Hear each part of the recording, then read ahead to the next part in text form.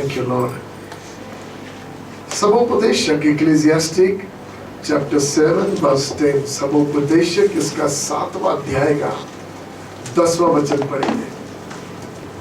मैं आपसे आज जिस मुद्दे पे बात करने जा रहा वो ये है, इन अंत के दिनों में कलीसिया को कहाँ पर ध्यान रखना है, किन बातों पर चर्च को फोकस करना है, किन बातों की ओर उसको लक्ष्य लगाकर रखना है। क्योंकि बहुत सारी डराने वाली बातें घूम रही है, बहुत सारी घबराने वाली बातें घूम रही है।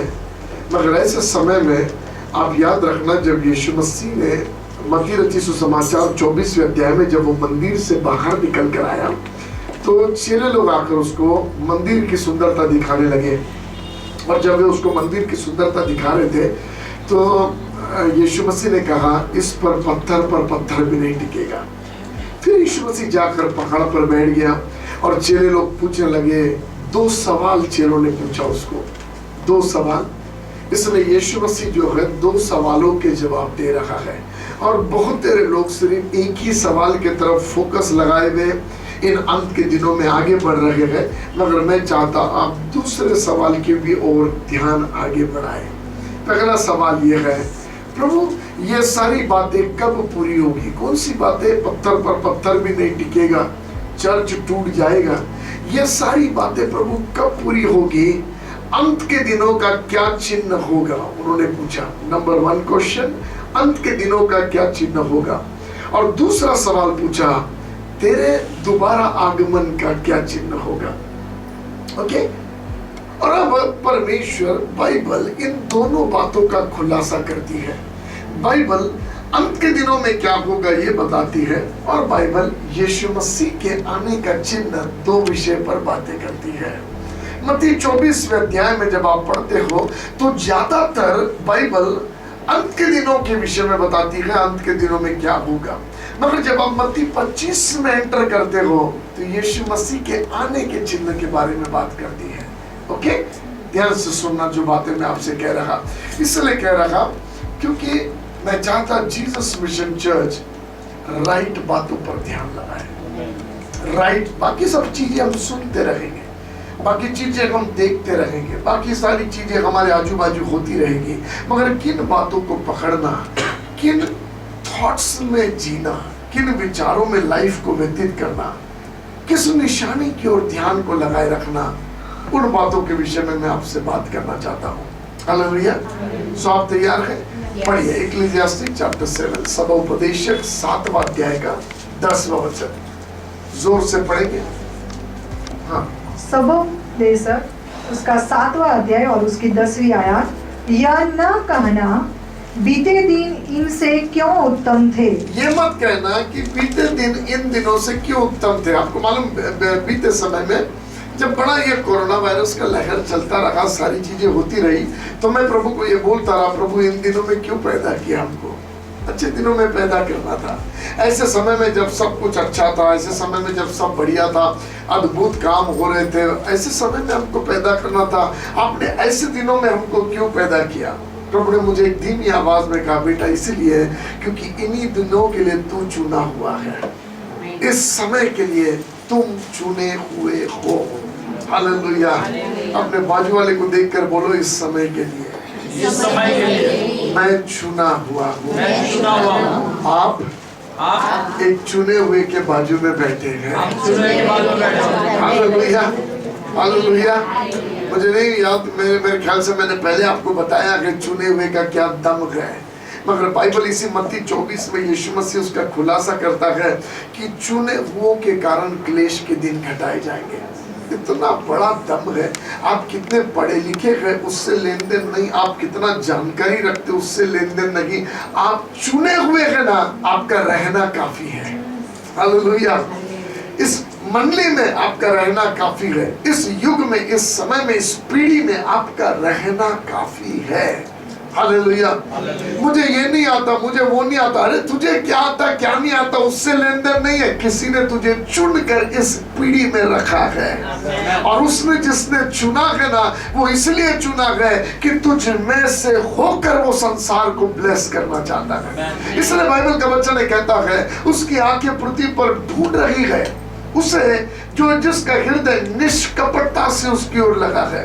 प्रभु जब हम चुने हुए हैं तो तू ढूंढ क्यों रहा? मालूम क्यों? क्योंकि बाइबल का वचन कहता अपने बुलाए जाने और अपने चुन लिए जाने को सिद्ध करो। आप समझ रहे हैं?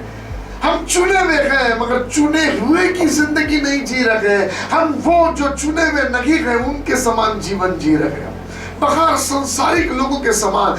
उनकी विचारधाराओं में अपने विचारधाराओं को मिलाकर हम जीवन जी रहे हैं, जबकि चुना हुआ व्यक्ति उनके समान जीता नहीं है। चुना हुआ व्यक्ति उनके समान डरता नहीं है। चुना हुआ व्यक्ति ये जानता है परिस्थिति डरावनी होगी मगर जीत मेरे बाप की है। हालेलुया। आप समझ रहे हैं? हालात कितनी भी बिगड़ी भी होगी मगर मेरे लिए एक प्रतिज्ञा है, धर्मियों से कह दो उनके साथ भला होगा। धर्मी पर कई विपत्ति आएगी मगर उसमें से एक भी उस पर सफल नहीं होगी। हालेलुया।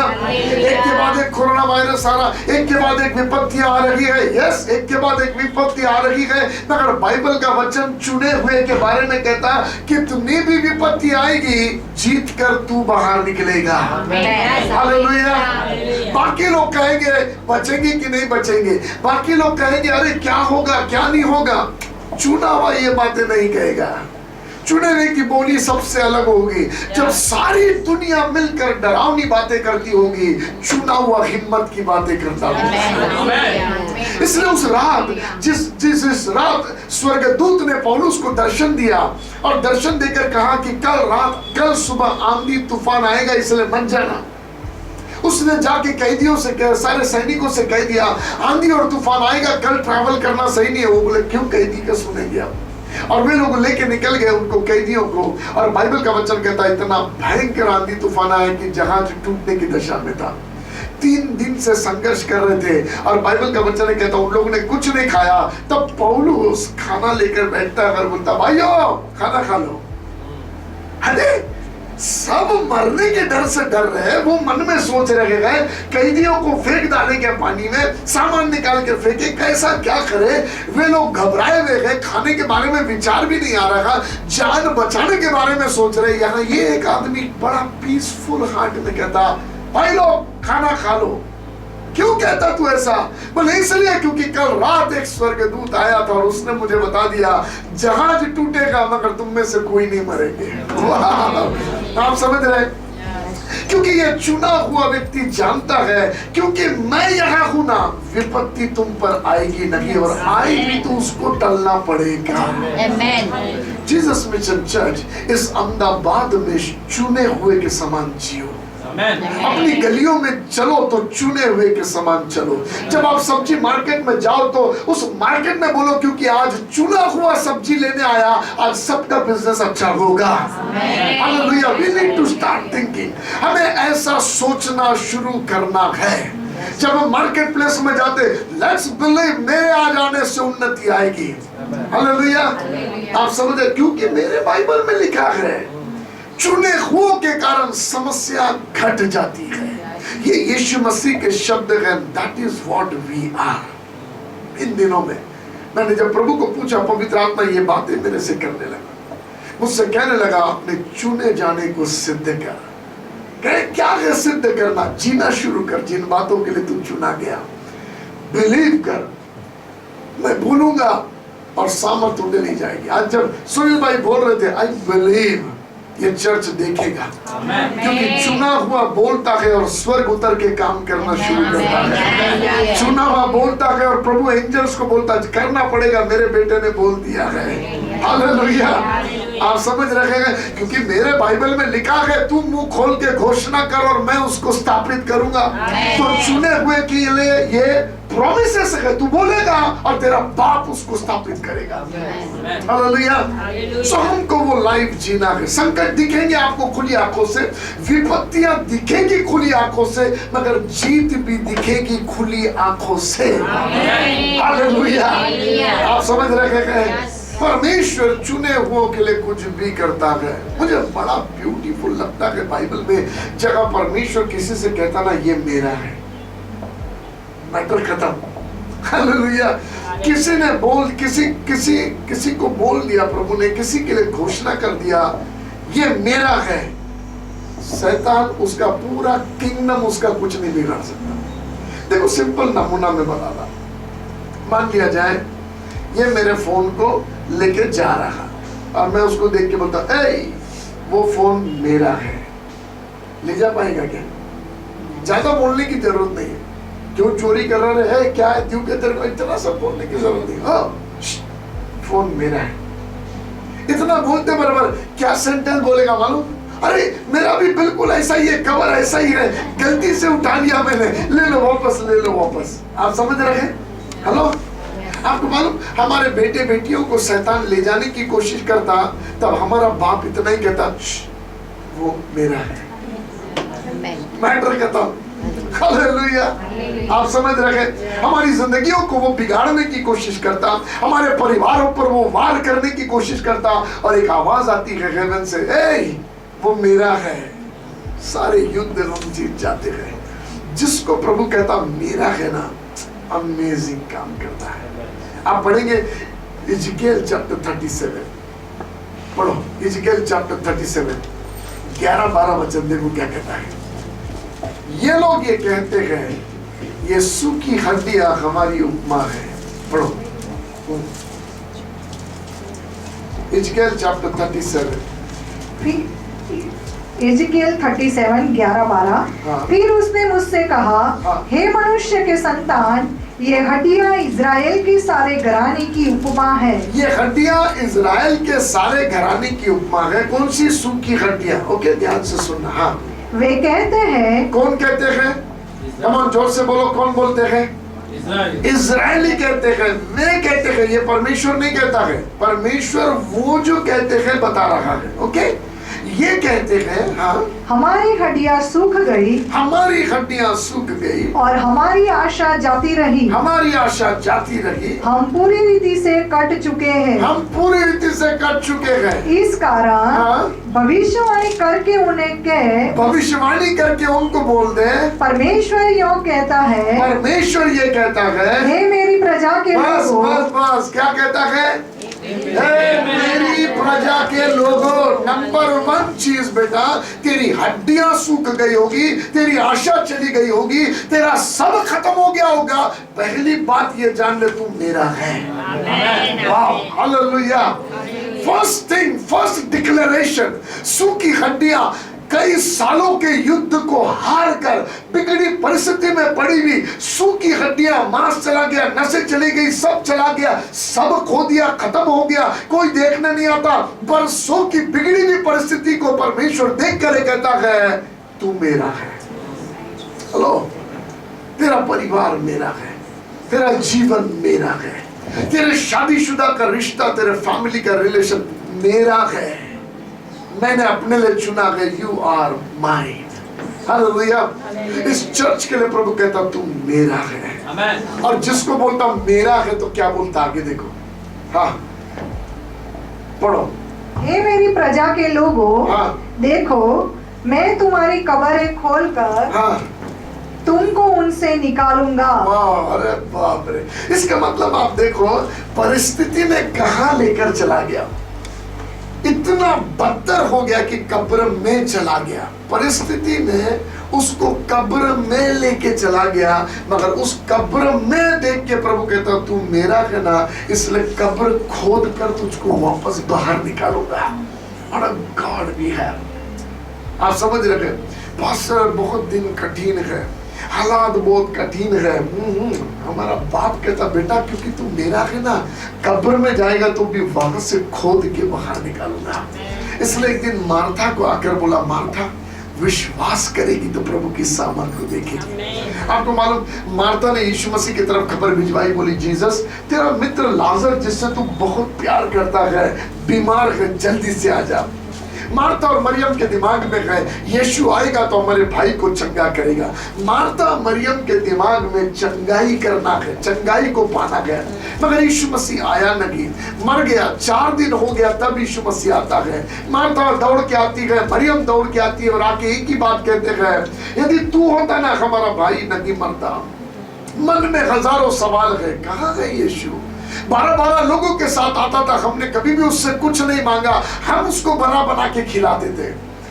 परेशान हो जाते थे इनको खिलाते खिलाते, झगड़ा कर लेते थे हम दोनों बहन आपस में। इतना यीशु मसीह के साथ हम खड़े रहे। उसको मालूम है हमारे माँ बाप नहीं है, उसको मालूम है भाई हमारे जीवन का एक सहारा है, हमारे घर का बल वही है। हम रात में रात डरते नहीं है क्योंकि हमारा भाई हमारे साथ है। हमारा बल, हमारा सहारा टूट रहा था और हमने यीशु तुझको बुलाया, मगर तू कहाँ गए, तू क्यों नहीं आया यीशु? अब तो मेरा भाई कब्र में है, 4 दिन हो गया, सड़ी बदबू आती होगी। और अब आके पूछता है कहाँ है लाजर? अब आके पूछता कहाँ है लाजर? यीशु कहता है मरियम है, तू चंगा होने के बारे में सोच रही थी, मैं कब्र को खोदने के बारे में सोच रहा था।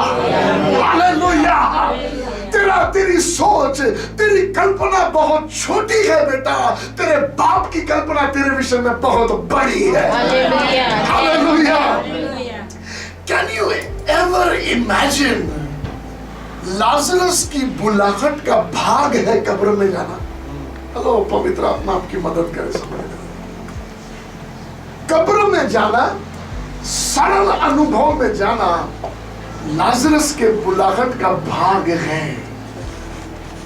कहा है प्रभु को बहुत खिलाते थे ना तुम, दुनिया हंसती है, लोग हंसते हैं, तुम तो चुना हुआ परिवार है।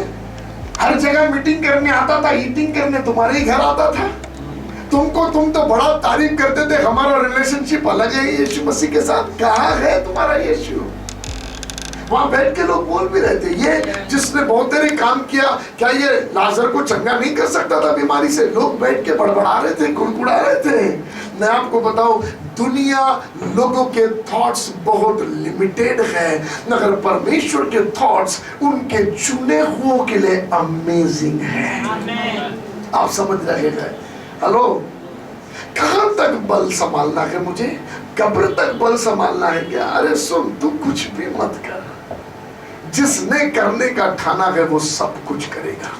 मैं नहीं जानता आज आपके परिवार की स्थिति कितनी गहराई में डूबी हुई है, हालात कितने सड़े हुए हैं, मगर मैं आपको बताऊं, परमेश्वर ने जिसको चुना है, परमेश्वर उसको कब्र खोद कर बाहर निकालूंगा कहता है। And I declare today in Jesus name, प्रभु का हाथ आ रहा है, उसका हाथ इस शहर पर आ रहा है। कुछ कब्रें खुदेगी यीशु के नाम से, कुछ कब्रें खुलेगी जिनकी बुलाहट का भाग है।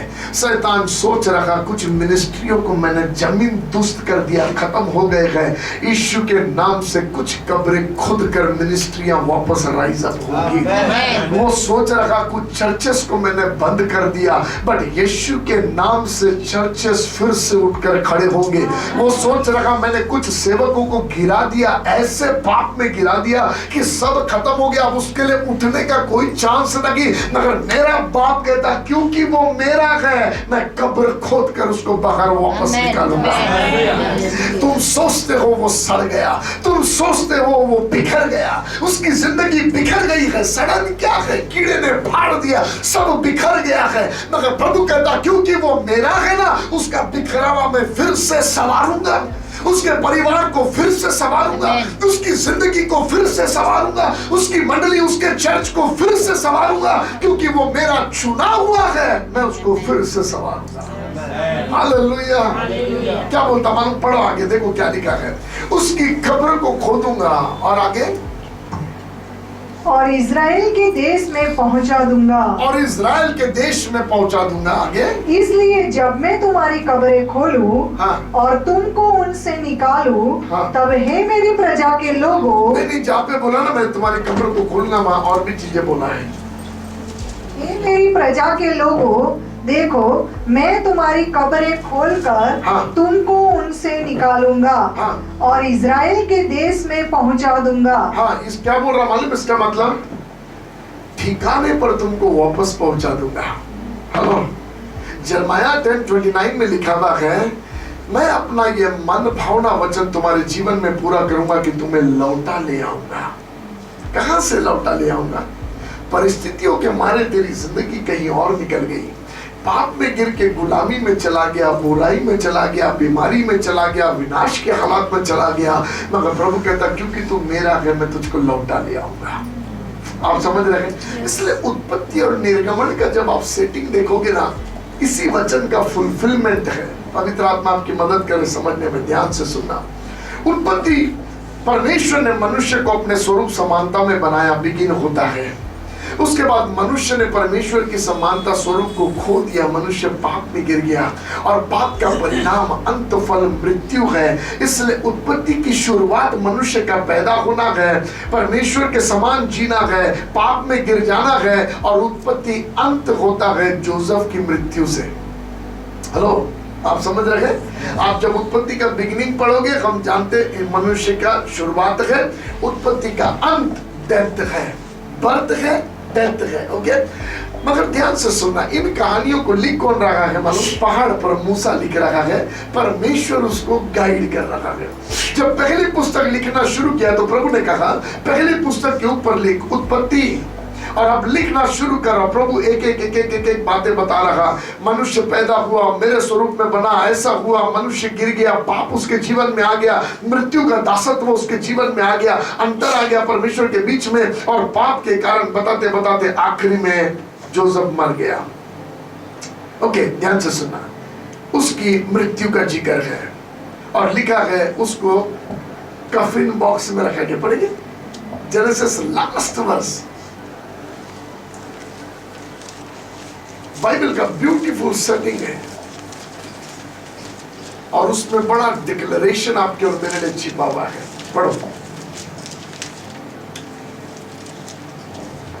इस प्रकार यूसुफ 110 वर्ष का होकर मर गया। हाँ? और उसके शव में सुगंध द्रव्य भरे गए। हाँ? और वह शव मिस्र में एक संदूक में रखा गया। एक संदूक में रख दिया गया। प्लीज ध्यान से सुनना, कहां तक चला गया मालूम? कफिन बॉक्स तक चला गया। अब दफनाने का ही अगला स्टेप है। आप समझ रहे हैं? मर गया, कफिन बॉक्स तक चला गया और प्रभु ने बोला स्टॉप मोसेस, जेनेसिस को स्टॉप कर, अगला टाइटल लिख एक्सोडस, निर्गमन। मालूम निर्गमन के नाम का मतलब क्या है? तुम बाहर आ रहे हो। हालेलुया। इसका मतलब तू मेरे स्वरूप में बना था, तू गिर गया, पाप तेरे जीवन में आ गया और पाप के कारण मृत्यु आ गई, तू कफिन बॉक्स तक पहुंच गया, मगर तेरा पापा कहता तेरी कहानी खत्म नहीं हुई। निर्गमन, हालेलुया, निर्गमन, मैं तुझे वापस बाहर निकाल रहा हूं। That's the thing, जहां बाइबल का वचन कहता तेरी कब्र को खोद कर तुझे बाहर निकालूंगा। हालेलुया। आपको समझ में आ रहा है? हेलो, हमारा बाप अद्भुत है। उसने हमको चुन लिया है, उसने हमको चुन लिया है। मैं थोड़ा सा आपको बता के लेके जाऊंगा, कब से चुना, कहां चुना, क्या चीजें हैं, चुना तो क्या बात के लिए चुना। पवित्र आत्मा आपकी मदद करे इन सब चीजों को समझने में। अमेजिंग प्लान है प्रभु का। शैतान की सीमा नहीं है वहां तक पहुंचने की। आपके और मेरे बाप के प्लान्स को जानने की आपके और मेरे लिए शैतान की सीमा नहीं है वहां तक पहुंचने की। सुनो, इफिसियों की पत्री पहला अध्याय का 4 वचन पढ़ेंगे। इफिसियों की पत्री पहला अध्याय का 4 वचन। परमेश्वर ने जब हमको चुना तो कहां चुना, किस बात के लिए चुना? पढ़ो। एफएसी 1:4, जैसा उसने हमें जगत की उत्पत्ति से पहले, जगत की उत्पत्ति से पहले उसमें चुन लिया। उसमें चुन लिया। कहां पे चुन लिया? मैं बार बार आपको बताता हूं और कुछ बताऊंगा। उसके अंदर चुन लिया। हम उसके अंदर थे। बाबा आदम भी नहीं बने थे, हमारे माँ बाप भी नहीं बने थे, हमारी हड्डियां भी नहीं बनी थी, हम उसके अंदर थे। ओके, उसने मोसेस को अपने अंदर चुन लिया। किस बात के लिए चुना? पढ़ो आगे, किस बात के लिए चुना? जैसा उसने हमें जगत की उत्पत्ति से पहले उसमें चुन लिया। धीरे से पढ़ना। हाँ, कि हम उसके निकट बस एक हम उसके निकट। नंबर 1 काय के लिए चुना मालूम? जब वो मुझे देख रहा था अपने अंदर, जब वो आपको देख रहा था अपने अंदर, तो अंदर ही उसने चुना। जिस भी दिन मोसेस को बनाऊंगा ना, ये मेरे निकट रहेगा, ये दूर नहीं रहेगा मुझसे, ये मेरे करीब रहेगा। वाह, उसका ये लालसा, उसका ये डिजायर है, ये उसकी डिजायर है। वाह, आप समझ रहे हैं? बाइबल का एक वचन है जिस वचन में आपकी मेरी जिंदगी की कहानी पूरी समा गई है। कौन सा वचन है मालूम? आप पढ़ना मेरे साथ, सॉन्ग ऑफ सोलोमन, गीतों का गीत, 7वां अध्याय का 10वां वचन पढ़ना। 7वें अध्याय का 10वां वचन। Thank you Lord. गीतों का गीत 7वां अध्याय का 10वां वचन।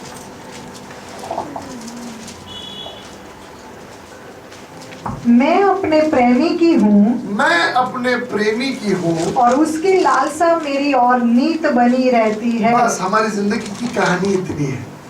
हेलो, आपको ये 2 लाइन समझ में आ गया ना, आपको समझ में आ गया आपकी जिंदगी क्या है। नंबर 1, मैं पूछना चाहता आपको, गंभीरता से अपने अंदर झांक कर देखो, ये पहला लाइन कितनी सच्चाई से आप बोल सकते हैं। मैं दुनिया का नहीं, मैं संसार का नहीं, मैं किसी का नहीं, मैं अपने प्रेमी का हूं।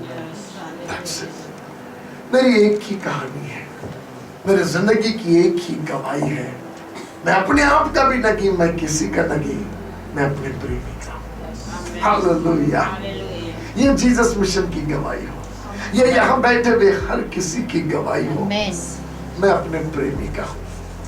और जब वो बोल रहा है ना, लिखने वाला, जब वो लिखने वाला कह रहा मैं अपने प्रेमी की हूँ, उसमें भेद छिपा हुआ है।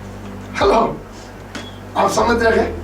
सुनो, मैं आपको कुछ बताता हूँ। पास्टर जी आओ, सुनो, मैं कुछ दिखाता हूँ आपको। सुनो, मान लिया जाए ये एक बढ़िया लड़का है, ओके, और मैं एक लड़की हूँ, उदाहरण के तौर पे प्रेम दाढ़ी, ओके।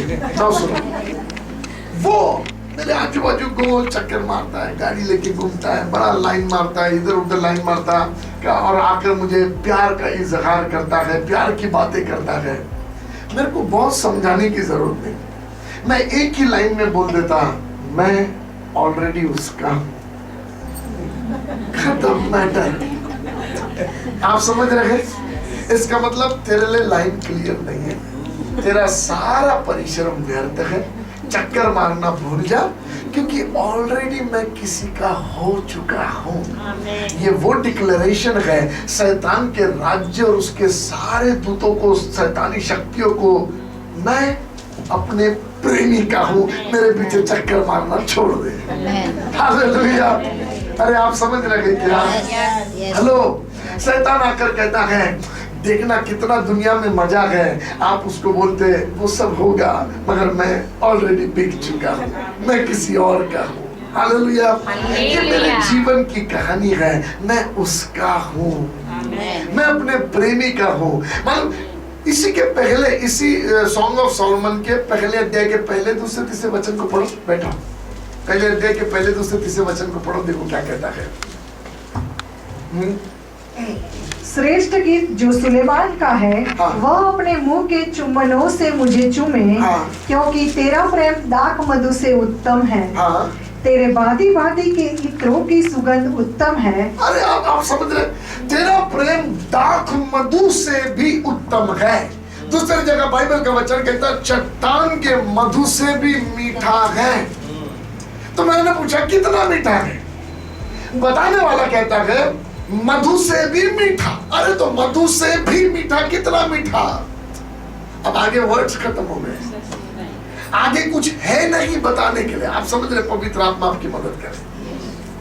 जब उस प्रेमी का प्रेम आपको समझ में आ जाए और आपने चख लिया ना, आपके पास वर्ड्स नहीं होंगे एक्सप्लेन करने के लिए। मैं जब छोटा था ना, टीवी पर एक एडवर्टाइज आता था, मेलोडी इतनी चॉकलेटी क्यों है? तब वो बच्चा दौड़ के आके चॉकलेट खींचता, मुंह में डाल लेता है और बोलता मेलोडी खाओ और खुद जान जाओ। वो छोटेपन का जो एडवर्टाइज है ना, शायद एडवर्टाइज बनाने वाले ने मेलोडी का ध्यान में रखा, मगर मैं आपको बताऊं यीशु मसीह के प्रेम की वो गवाही है। जो हम दुनिया को बराबर रीति से समझा नहीं सकते। हम उसको सिर्फ इतना कह सकते हैं, भाई तू खुद चक्कर देख ले मेरा यीशु कितना मीठा है। मैं तुझे सिर्फ इतना बता सकता हूँ, वो चट्टान के मधु से मीठा है, मगर कितना मीठा है ना तुझे चख के देखना पड़ेगा। इसलिए उसने भी वादा करके ठोक कर बोला, चख कर देखो यहोवा कैसा भला परमेश्वर है, मुझे परख कर देख, मैं अति शीघ्रता से मिलने वाला यहोवा परमेश्वर हूँ। मैं आपको बताऊं, यीशु मसीह के साथ के प्रेम के अनुभव इतने अमेजिंग हैं, ह्यूमन वर्ड्स के बियॉन्ड है। आप समझा नहीं पाओगे। मगर यदि कोई आपको पूछेगा इतना पागलपन क्यों है यीशु के लिए, मरने के लिए तैयार है मगर यीशु को छोड़ना नहीं चाहता, आप समझा नहीं पाओगे। मगर शायद उसको बोलोगे, भाई एक बार चख कर देख ले। हालेलुया। क्योंकि जब तू चख लेगा तू जानेगा, मैं समझा नहीं सकता, मैं सिर्फ अनुभव कर सकता हूं। That is what is the relationship चुने हुओं के लिए प्रभु ने रखा है। जिसको चुनता है, वचन कहता, उसको वो अपने समीप आने देता है। और वचन कह रहा, उसने हमें चुना है कि हम उसके निकट रहे, उसके करीब। Wow, can you imagine? Hello, जिसको चुनता है कहता ये दूर नहीं रहेगा। इसका मतलब कोई परिस्थिति इसको दूर नहीं ले जाएगी, कोई बातें इसको दूर नहीं करेगी, ये मेरे करीब रहेगा। लिखा है, मैं अपने प्रेमी की हूं। और सेकंड वर्ड कहता, उसकी लालसा मुझसे लगी हुई है। आपको समझ में आ रहा है? लाखों स्वर्गदूत आराधना करते हैं उसकी, लाखों 24 घंटा उसकी आराधना करते रहते हैं। वचन कहता 24 प्राचीन सामने बैठ रहे थे, वो भी उठ के अपना मुकुट उसके सामने रख देते हैं। चरुबीम जो घूमते हैं, 2 पंखों से मुंह को ढापे, 2 पंखों से पैरों को ढापे हुए, वे भी औंधे मुंह के बल गिर के उसकी आराधना करते, दंडवत करते हैं। मगर परमेश्वर का वचन कहता, वो जो सिंहासन पर विराजमान है, नित्य मनुष्य के पुत्र पुत्रियों को देखता रहता है। उसकी लालसा मुझसे लगी हुई है। करता क्या मालूम, इधर बैठा तो रहता है सिंहासन में, मगर पूरे समय देखता रहता है। आप सो रहे, आप खा रहे, आप घूम रहे, देखता रहता है। कौन करता है ऐसा हरकतें? हेलो, शादी में 1000 लोग को बुलाए, ये पगला और किसी को देखता ही नहीं है, उसी को देखता रहता है, उसी को देखता रहता है। लोग बोलते, वो भी बोलती है तुमको दूसरा काम नहीं क्या, उधर देखो उधर देखो। मगर ये बोलता, मैं ना दूल्हे के लिए आया ना दुल्हन के लिए आया, मुझे पता चला तू आने वाली है इसीलिए आया। आप समझ रहे हैं? हेलो, प्यार में पागल दीवाना सिर्फ अपनी प्रेमिका को देखता रहता है। बाइबल का वचन कहता है, उसकी लालसा मुझसे लगी रहती है। बैठता स्वर्ग के सिंहासन पर है, मगर स्वर्गदूतों को नहीं देखता रहता, मुझको देखता रहता है। और कैसा देखता मालूम, ना सोता है ना ऊँगता है, देखता ही रहता है। हालेलुया। और जब वो देखता रहता है ना, तो हमारा बैरी शत्रु हमको मारना चाहता है मगर मार नहीं सकता, क्योंकि जब हमको छूने आता तो देखता है वो देख रहा है। हालेलुया। आप समझ रहे हैं? मन में तो बहुत इच्छा है। बाइबल का वचन कहता वो अवसर को ढूंढता रहता है। मैं आपको बताऊं, मेरे बाप ने एक बार भी ऐसा करके अवसर नहीं दिया उसको। पवित्र आत्मा आपकी मदद कर। एक पलक झपकते उसको अवसर मिल जाता, मगर मेरा बाप एक सेकंड के लिए भी नजर हटाता नहीं है। ऐसा दीवाना कहाँ मिलेगा? इसलिए मैं कहता हूँ, 2 वचनों में हमारी जिंदगी छिपी हुई है। उसकी लालसा मुझसे लगी हुई है, मुझसे देखता रहता है मुझको। सो नंबर 1 चीज, वो मुझे देखता रहता है। नंबर 2, इफिसियों की पत्री 6वें अध्याय के 18 वचन में लिखा है, हर बात में हर समय मुझसे प्रार्थना किया करो। इसका मतलब क्या है मालूम? प्रभु ये कहता, एक तो मैं तेरे को देखता रहता हूं, दूसरा हर बात और हर समय मैं तेरी आवाज सुना। प्रार्थना क्या है? हेलो, उससे बातें करना है। इसका मतलब उसकी लालसा क्या है? हर समय आप उससे बातें करो। कुछ अच्छा लगे ना लगे, गलती हो तो भी बात करो, अच्छा लगे तो भी बात करो, हर समय। इसका मतलब आप दूसरे से बात करो तो बोलता तेरे को तो मेरे लिए टाइम ही नहीं। आप समझ रहे हैं? इधर घंटा भर हो गया, मोबाइल गर्म हो गया, कान लाल हो गया, गर्म हो के बैटरी खत्म हो रही है तो चार्जिंग में लगा के बात कर, मगर मेरे से बात करते रहे। आप समझ रहे हैं? हेलो, क्या दीवाना है हमारा। वो कहता तू मेरा है। आपको मालूम, एक दिन फारो राजा को बोला मेरे पहलोटे को जाने दे, मेरा बोल के बोला। फारो टेढ़ा बना, नहीं जाने देता, बैंड बजा दिया फारो ने, उसके पूरे किंगडम की हिला के रख दिया, क्योंकि जो उसका है उसको कोई बांध के नहीं रख सकता। हालेलुया। अंत के दिनों में, इन कठिन दिनों में हम उसके है इस अवेयरनेस में जिए। मैं उसका, और जब मैं चलता हूँ तो मेरा बाप देखता रहता है। यदि मैं लड़खड़ाने जाऊं तो वो दाहिने में धर्म में हाथ से संभाल लेता है। वो अपने दूतों को मेरे निमित्त आज्ञा देता है कि वो मार्ग में मेरी रक्षा करे। जब वो देखता है मैं जा रहा हूं और आगे खतरा है तो स्वर्गदूतों को पहले भेज देता है। इसलिए डैनियल ने जब सिंह के मांदे में डैनियल को डाल रहे थे ना, कहीं भी प्रार्थना नहीं किया प्रभु सिंह से बचा ले। मगर डैनियल के प्रार्थना करने नहीं करने से फर्क नहीं पड़ता, वो जिसका है ना वो उसकी चिंता करता है। हालेलुया।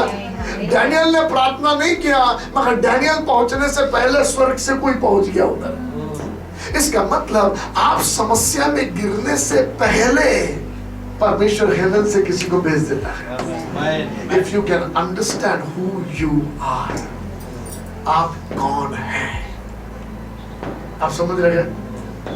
सारपत नगर की विधवा के घर में एलिया जाकर रहता है। सारपत नगर की विधवा ने एलिया को क्या जवाब दिया? प्रभु ने उसको बोला था सारपत नगर की विधवा को, मेरा दास आएगा उसको खिला देना भोजन, है ना। आघाव की बातें बोली, ज्यादा होशियारी की बातें उसने एलिया के साथ करी। क्या बोली मालूम? इतना ही है, मैं और मेरा बच्चा खा के मर जाएंगे। डिक्लेयर कर दी डेथ, इस कारण बच्चा मर भी गया। आप समझ रहे हैं?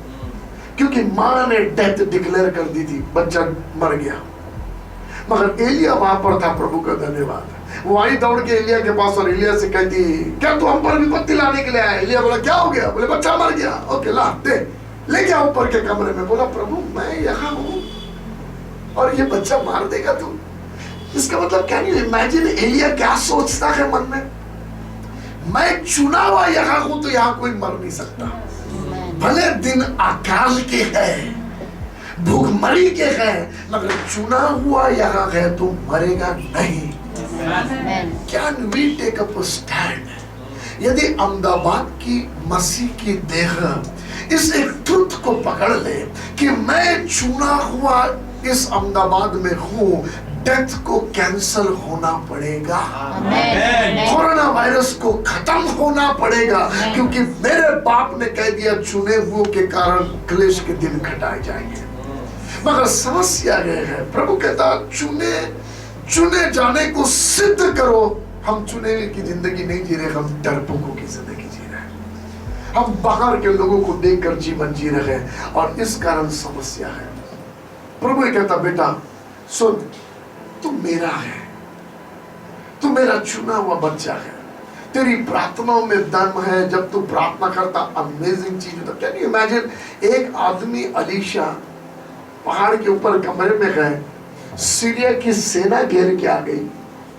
नौकर आया, मुंह धोने देखा तो भाग के आया। बोला स्वामी गए, पतली गली भी नहीं है भागने के लिए। उसने कुछ भी नहीं बोला। बोला पापा इसकी आंख खोल दो, इसकी भी आंख खोल। आंख खोल के जाके देखा तो उछलता हुआ कूद के आके बोलता सर वहां जितने का उनसे ज्यादा हमारे पास में है। एक आदमी के लिए स्वर्गीय रथ और घोड़े, स्वर्ग की सेना, वन मैन के लिए ये है चुने हुए का दम।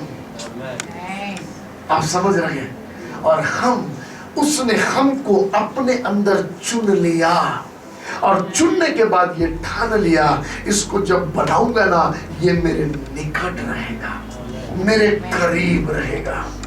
परमेश्वर का ये डिजायर है आप और मैं उसके करीब रहे।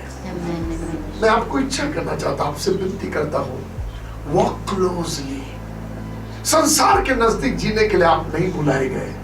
ये आपकी हड्डियां भी बनने के पहले से प्लान है, आप उसके करीब रहे। नंबर 2, जल्दी से जाएंगे। नंबर 2 करीब। और इफिसियों, जैसा उसने हमें जगत की उत्पत्ति से पहले चुन लिया, हाँ, कि हम उसके निकट, हाँ, प्रेम में, दूसरा प्रेम में। पहला चीज क्या बोला? निकट रहे। दूसरा मेरे प्रेम में रहे, दुनिया के प्रेम में नहीं, संसार के प्रेम में नहीं, अपने आप के प्रेम में नहीं, अपने माता पिताओं के प्रेम में नहीं, उन सबसे बढ़कर मेरे प्रेम में रहे। ये सब कब प्लान हो रहा मालूम? हड्डियां भी नहीं बनी थी आपकी मेरी। इसका मतलब पिता का डिजायर बनाने से पहले था, जब भी मैं मोसेस को बनाऊंगा, मुन्ना को बनाऊंगा, जब भी मैं सैमुअल को बनाऊंगा, मेरे अंदर ये डिजायर है, ये मेरे करीब रहेगा। और करीब ही नहीं, मेरे प्रेम में रहेगा। इसलिए सॉन्ग ऑफ सोलोमन में लिखा है, वो लिखने वाला कहता है, तेरा नाम उंडेले हुए इत्र के समान है। वाह, ये ऐसा नहीं है आने से पहले मीटिंग में 2 इधर मार दिए, 2 इधर मार दिए, और जब कोई तुम्हारे पास आता तब बोलता कौन सा स्प्रे लगाया, बड़ा अच्छा खुला। ये वैसा नहीं है, उंडेला हुआ है। इसका मतलब इत्र की बोतल यदि यहाँ उंडेल दी जाए ना, तो पूरे कमरे में उसका सुगंध, उसी का सुगंध होगा। वो कहता जैसे उसी का सुगंध छा जाता है ना, ऐसा तेरा नाम है मेरे लिए। इसका मतलब क्या है मालूम? इधर किचन में काम कर रहे, बर्तन धो रहे, मगर उधर पे 4 लोग बैठ के बात करते हुए नाम ले लिए ना, सुनील बड़ा अच्छा है, ये मन में गुदगुदा जाती है।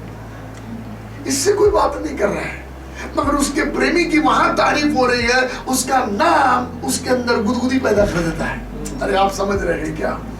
ये लिखाई वाला बोलता है, मैं अपने प्रेमी की हूं और उसका नाम ही लो ना, यीशु, कुछ हो जाता है।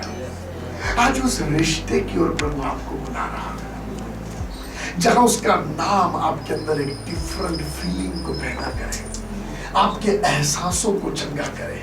प्रभु ऐसा आपके अंदर काम करना चाहता, जहां उसका नाम जीसस एक मुस्कुराहट को लेकर आए। हालेलुया। सो बाइबल का बच्चा ने कहता, वो मेरे निकट, मैं जल्दी जल्दी जा रहा हूँ, आपको गहराई उसमें नहीं लेके जा रहा, जल्दी जल्दी जा रहा, उसके निकट। नंबर 2 उसके प्रेम में। नंबर 3 पवित्र। पवित्र, वो पवित्र रहेगा, गंदा नहीं, मैला नहीं, क्योंकि मैं पवित्र हूं, वो भी पवित्र रहेगा। प्रभु का ये डिजायर पहले से है, मैं उसको बनाऊंगा और वो पृथ्वी की गंदगी से नहीं मिलेगा, वो पवित्र होगा। ये प्रभु का डिजायर है। आप समझ रहे? किस बात के लिए चुना? आप उसके निकट रहे। किस बात के लिए चुना? आप उसके प्रेम में रहे, आप पवित्र रहे। हालेलुया। चौथा चीज, और निर्दोष हो। निर्दोष रहे, इनके जीवन पर दोष ना हो। ये परमेश्वर जब अपने अंदर हमको देख रहा था, हम सबको, तभी मन में सोच रहा था इसको ऐसा बनाऊंगा, ऐसा बनाऊंगा। तो मैंने बोला पापा, आपको मालूम नहीं था ये चारों चीज से हम बहक जाएंगे? वो दुष्ट हमको चारों चीजों में गिरा देगा। हम जो आपके निकट आप सोच रहे हैं, मगर एक दिन हम आपको छोड़कर दूर चले जाएंगे। और बाइबल का वचन कहता है, रोमियो में एक ऐसा अंतर परमेश्वर और मनुष्य के बीच में आ गया जिसे मनुष्य पार नहीं कर सकता था। हेलो, क्या आपको मालूम नहीं है इंसान आपको छोड़ के चला जाएगा? क्या आपको मालूम नहीं है आपको प्रेम करना छोड़ के दुनिया को प्रेम करेगा? क्या आपको मालूम नहीं ये पवित्र नहीं होगा, ये अपवित्र होगा, इसके मन की कल्पनाएं निरंतर पाप की होगी? क्या आपको मालूम नहीं इसके जीवन पर दोष होगा, ये खूनी है, ये व्यभिचारी है, ये पापी है, ये बुरा है, ये घूसखोरी है, ये ईर्ष्याखोर है, जलन से भरा हुआ है, नाना प्रकार की बातों का दोष इसकी जिंदगी पर होगा। आपको मालूम नहीं था? पिता ने कहा, बेटा मुझे सब मालूम था। Listen to me. तेरी हड्डियां भी बनने से पहले मुझे मालूम था तू मुझे छोड़ के जाने वाला है, क्योंकि आई एम गॉड जिसका नाम अल्फा एंड ओमेगा है, आदि और अंत है। मैं आदि में अंत को जानने वाला परमेश्वर हूं। और उसने यशाया को प्रकट किया और कहा, इजराइलियों से कह दे, तुम मेरी तुलना किसके साथ करोगे? I am the creator of ends, अंत को बनाने वाला मैं हूं। आप समझ रहे हैं?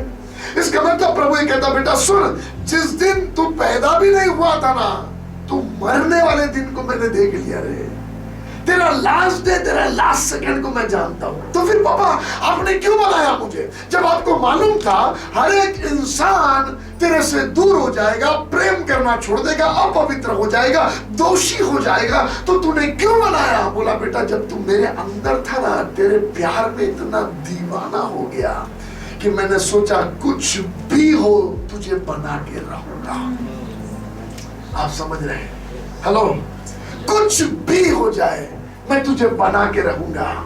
और इसलिए इससे पहले कि मैं तुझको बनाता, मैंने तुझको वापस लाने वाला प्लान पहले बनाया। पवित्र आत्मा आपकी मदद करे। हमारे पाप में गिरने के बाद बचाने का प्लान नहीं बना, हड्डियां भी नहीं बनी थी तभी से वापस लाने का प्लान बन गया। उसका नमूना है यिर्मयाह के दिनों में कहता है। अब यिर्मयाह के दिनों में वे लोग गुलामी में गए नहीं है, मगर पहले से बोल देता 70 वर्ष वो गुलामी में रहेंगे और 70 वर्ष के बाद मैं उनको मिलूंगा और वापस लेके आऊंगा। इसका मतलब हमारा बाप बंधुआई में जाने के पहले छुड़ा के लाने वाला प्लान बना लेता है। अरे आप समझ रहे हैं? पवित्र आत्मा आपकी मदद करे। आप समझ रहे हैं ना? शैतान की समझ के बाहर है ये चीजें। वो तो सिर्फ इतना सोचता है यदि मैंने इसको पवित्रता से गिरा दिया तो मैं सफल हो गया। वो सोचता है मैंने इसको परमेश्वर से दूर कर दिया, मैं सफल हो गया। वो सोचता है प्रभु के प्रेम से हटा दिया, मैं सफल हो गया। इसके जीवन पर दोष डाल दिया, मैं सफल हो गया। वो ये नहीं जानता है बाबा तू तो आधे प्लान में है रे, मेरे बाप ने तो पूरा प्लान कर दिया। मेरे जीवन का अंत शैतान तूने डिजाइन नहीं किया, मेरे जीवन का अंत मेरे बाप ने डिजाइन किया है। और मेरे बाप ने सोचा है मैं तेरी कब्र को खोद कर तुझे लौटा ले आऊंगा बेटा। हालेलुया। इसका मतलब दुष्ट तुझे कब्र में लेकर चला जाए, सड़ जाए, तो भी तुझ में नसों को संभाऊंगा, मांसपेशियों को संभाऊंगा, सारी बातों को। मालूम उसका मतलब क्या है? तेरी कहता कब्र को खोद कर निकालूंगा, तुझ पे मांस चढ़ाऊंगा, नसों को संभाऊंगा, मांसपेशियों को। इसका मतलब प्रभु कहता परिस्थितियों के मारे जितनी चीजें तूने खो दिया मैं सब लौटा कर दूंगा। हालेलुया। शैतान सोचता मैं सफल हो गया इसके जीवन से खुशियां चुराने में, मैं सफल हो गया इसके जीवन से जनरेशनल ब्लेसिंग्स। मैं आपको कल बताऊंगा पीढ़ियों की आशीष आपके अंदर कैसे छिपी हुई है। कल इसके विषय में हम बात करेंगे। आपको पता है नहीं पता, मगर you are capable for 1000 generations. कल हम उसके विषय में देखेंगे। मगर मैं आपको आज ये बता रहा हूं, परमेश्वर का वचन बहुत खुलासे से क्लियरली हमसे कहता बेटा डोंट वरी। सिर्फ तुझको क्या करना है मालूम? मुझे बहुत सुंदर लगता वो वाला आई थिंक आइज़ाया 47 में है, जहां वो कहता मुझ पर मत हंसो, यद्यपि मैं गिर गया हूं मैं फिर से उठूंगा। हालेलुया। अपने बलबूते पर नहीं, क्योंकि अपने बलबूते से मैं नहीं उठ सकता। एक हाथ है जो मुझे सत्यानाश के गड्ढे में से निकालता है। कोई है जो मुझे उभारता है, मुझे उठाता है और मुझसे आके कहता उठ प्रकाशमान हो, क्योंकि तेरा प्रकाश आ गया है। इसका मतलब मेरी जीवन अंधियारे में है। शैतान सोचता सफल हो गया, एक विश्वासी को अंधेरे में डाल के सफल हो गया, मगर वो ये नहीं जानता मेरे बाप ने प्लान किया है एक दिन उजियाला उस पर चमकेगा। इसलिए बाइबल में लिखा है जो अंधकार में पड़े थे उन पर ज्योति चमकी। Can you imagine? हेलो, कल हम बात कर रहे थे, उड़ाऊ पुत्र अपने बाप के घर को छोड़ के चला गया। पापा ने कितना समझाया होगा उसको, मगर देखा बच्चा समझ नहीं रहा, हाथ के बाहर निकल गया है। आखिर उसकी जिद के आगे झुककर बाप ने सारा हिस्सा देकर भेज दिया। मगर बाइबल का वचन कहता है एक दिन वो अपने आपे में आया। कैसे क्या आपे में आया? हेलो, आपे में आया कैसे? मालूम क्यों? क्योंकि जो राज्य की संतान है उसके लिए अंत ऑलरेडी मुकर्रर है। पवित्र आत्मा आपकी मदद करे। दुष्ट की सफलता उसके जीवन पर नहीं है। दुष्ट की संतानों को विनाश में लेकर जाएगा। राज्य की संतानों को प्रभु वापस लौट के आने के लिए अनुग्रह देगा। दुष्ट की संतानों को वापस लौट के आने वाला मैसेज ही समझ में नहीं आएगा, क्योंकि उनसे छिपा के रखा हुआ है। मगर राज्य की संतानों को पास्टर प्रचार ना भी करे तो भी अब उसको पवित्र आत्मा के द्वारा अपने आपे में आना पड़ेगा।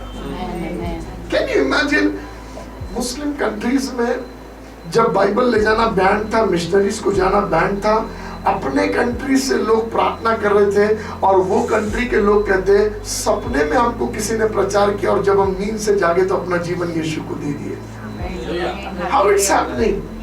क्योंकि दुष्ट कितना भी रोकने की कोशिश करे, मेरे बाप ने एंड डिसाइड करके रखा है। आप समझ पा रहे? पवित्र आत्मा आपकी मदद करे। भयभीत मत होना, डरना मत। हालातें क्या हो रही है, मेरे पापा के शब्द फाइनल शब्द है। पहले मैं डरता था, प्रकाशित वाक्य पढ़ता था ना तो डर लगता था। पिता, बाइबल कहती ये घोड़ा निकला, इतने मर गए, इतने भयंकर, इतना ये वो, ऐसा डर लगता था।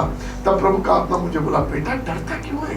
मेरे को एक चित्र दिखाया प्रभु ने कि छोटा बच्चा अपने पापा के बाजू रोज रात में सोता है और उसका पापा कहता, बेटा अभी ये है ना, ये क्या बोलते हैं, अगस्त महीना चल रहा है, हम दिसंबर महीने तक ये घर को तोड़ देंगे, ये सब टूट जाएगा और उसके बाद फिर नया बनाएंगे। अब दिसंबर महीना आने लगा तो बच्चे को नींद नहीं आ रही, वो देखता रहता छत को। पापा बोलता, क्या देख रहा बेटा, क्यों छत को देख? पापा आपने बोला था दिसंबर में ये टूट जाएगा, मुझे डर लगता है ये टूट के गिरेगा, क्या दिसंबर आ गया। पापा बोलेगा, बेटा वो जो है ना तेरा बाप तोड़ने वाला है और वो तोड़ने से पहले तेरा पापा तेरे को सेफ प्लेस में लेकर जाएगा, उसको तोड़कर फिर से खड़ा करके फिर तुझे लेकर आएगा। इसलिए बाइबल का वचन कहता, भयंकर बहुत कठिन दिन आने से पहले चर्च को सेफ प्लेस में नया यरूशलेम लेकर जाएगा। सब सेटलमेंट करके फिर 1000 साल के लिए हम उसके साथ वापस आएंगे। ब्यूटीफुल प्लान है हमारे पापा का। उन बातों को जानकर, उस फोकस पे ध्यान रखकर, उन अंत के निशाने पर ध्यान रखकर जीवन में दौड़ते चलो। इधर उधर क्या होता चिंता मत करो। गिर गए तो उठो, बोलो ये पापा का स्वभाव नहीं था, मेरे से गलती हो गया, उठो, निकलो, आगे बढ़ो और प्रभु आपको विजय देगा। हम ठिकाने पर पहुंचेंगे। देखो क्या कहता है इफिसियों में, पढ़ लो उसको, क्या कहता है। जैसा उसने हमें जगत की उत्पत्ति से पहले उसमें चुन लिया, कि हम उसके निकट प्रेम में पवित्र और निर्दोष हो, और अपनी इच्छा के भले अभिप्राय के अनुसार, अपनी इच्छा के भले अभिप्राय के अनुसार हमें अपने लिए पहले से ठहराया। कब से ठहराया? हड्डियां भी नहीं बनी थी, पहले से ठहराया। क्या ठहराया? कि यीशु मसीह के द्वारा हम उसके लेपालक पुत्र हो। ओ, आप समझ रहे हैं? पहले से ठहराया, इसको यीशु मसीह के द्वारा वापस लेके आऊंगा। अब शैतान बीच में आकर गड़बड़ी। इसलिए मैंने बोला पापा कि हवा के पास आप तो सिर्फ ठंडे पैर में आते थे, वो तो कभी भी घुसता था आके और बातें करता था आदम हवा से। अब आपकी आंखों से तो कुछ छिपा नहीं है, आपको दिखता नहीं था वो हवा से बातें कर रहा, तो आप तो नित्य देखते रहते हो, आपको दिखता नहीं? सब दिखता बेटा, सब दिखता। मगर मुझे डर नहीं है, मुझे चिंता नहीं है। मालूम क्यों? क्योंकि मैंने पहले से ठहराया है, मेरे बेटे में तुझको लौटा ले आऊंगा। अरे आपको समझ में आ रहा क्या? ये भेद अंत के दिनों के कलीसिया के लिए खोले गए हैं। इसलिए पौलुस जब इन चीजों के बारे में लिखता है तो कहता, जो भेद मुझ पर मिस्ट्री प्रकट की गई उसका नमूना तुमने पढ़ लिया।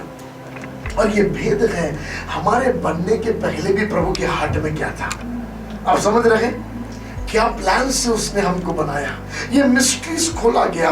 और आगे लिखता हुआ जाते कहता है, अंत के समय में ऐसा नाना प्रकार का ज्ञान कलीसिया पर उंडेला जाएगा कि प्रधानताएं भी उसको सुनेगी। इसका मतलब इन लास्ट डेज में बाइबल का वचन 2 बातें कहता है।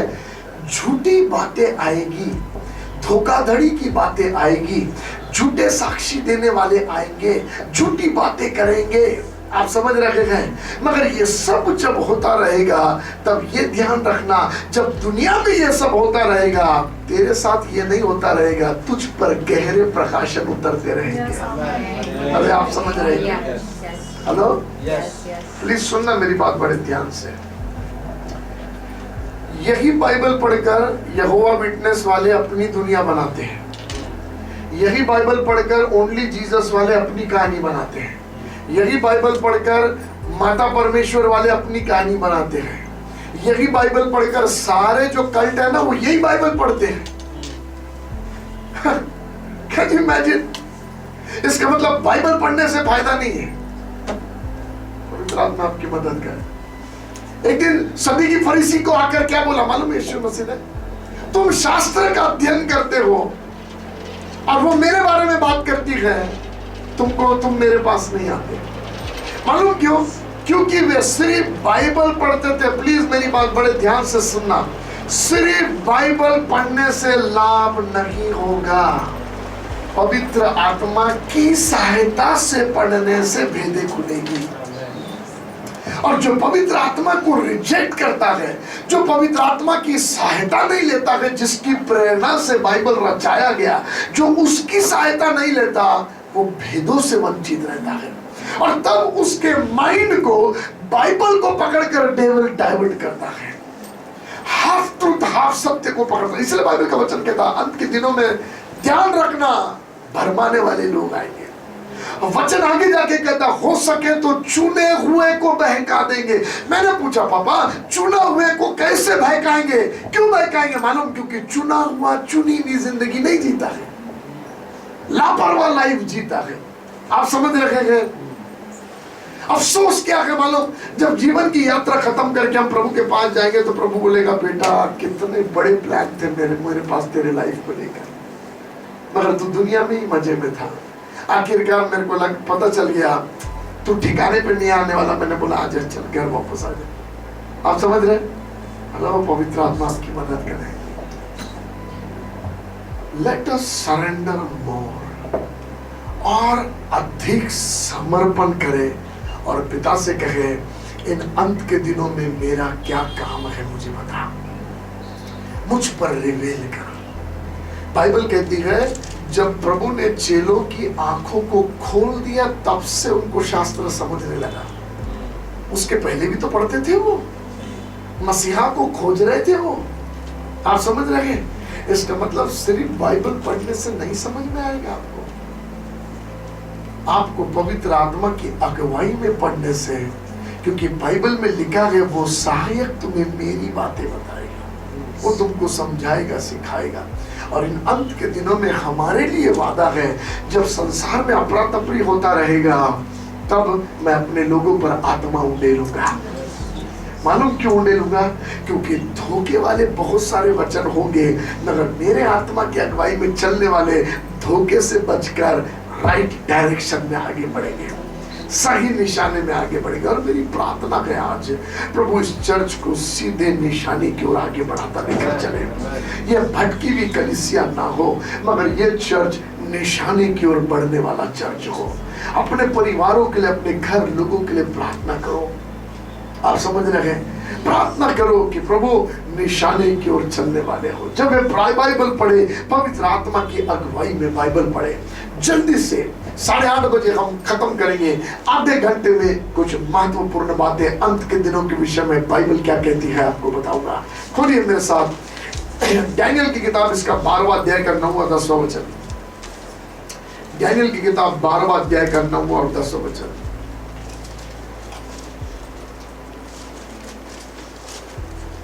दानियल 12, 9 और 10। उसने कहा हे दानियल चला जा, क्योंकि ये बातें अंत समय के लिए बंद है और इन पर मुहर दी हुई है। बहुत से लोग तो अपने अपने को निर्मल और उजले करेंगे और स्वच्छ हो जाएंगे, परंतु दुष्ट लोग दुष्टता ही करते रहेंगे। आप समझ रहे हैं? 2 प्रकार के लोगों के विषय में लिखा है अंत के बारे में। 2 प्रकार के लोग, एक जो निर्मल और स्वच्छ होते जाएंगे और दूसरे दुष्टता में गहराई में उतरते आएंगे। इसलिए जब आप बाइबल पढ़ोगे तो लास्ट डेज के बारे में लिखा गया लोग नए नए पाप को उपजाएंगे। आप समझ रहे हैं?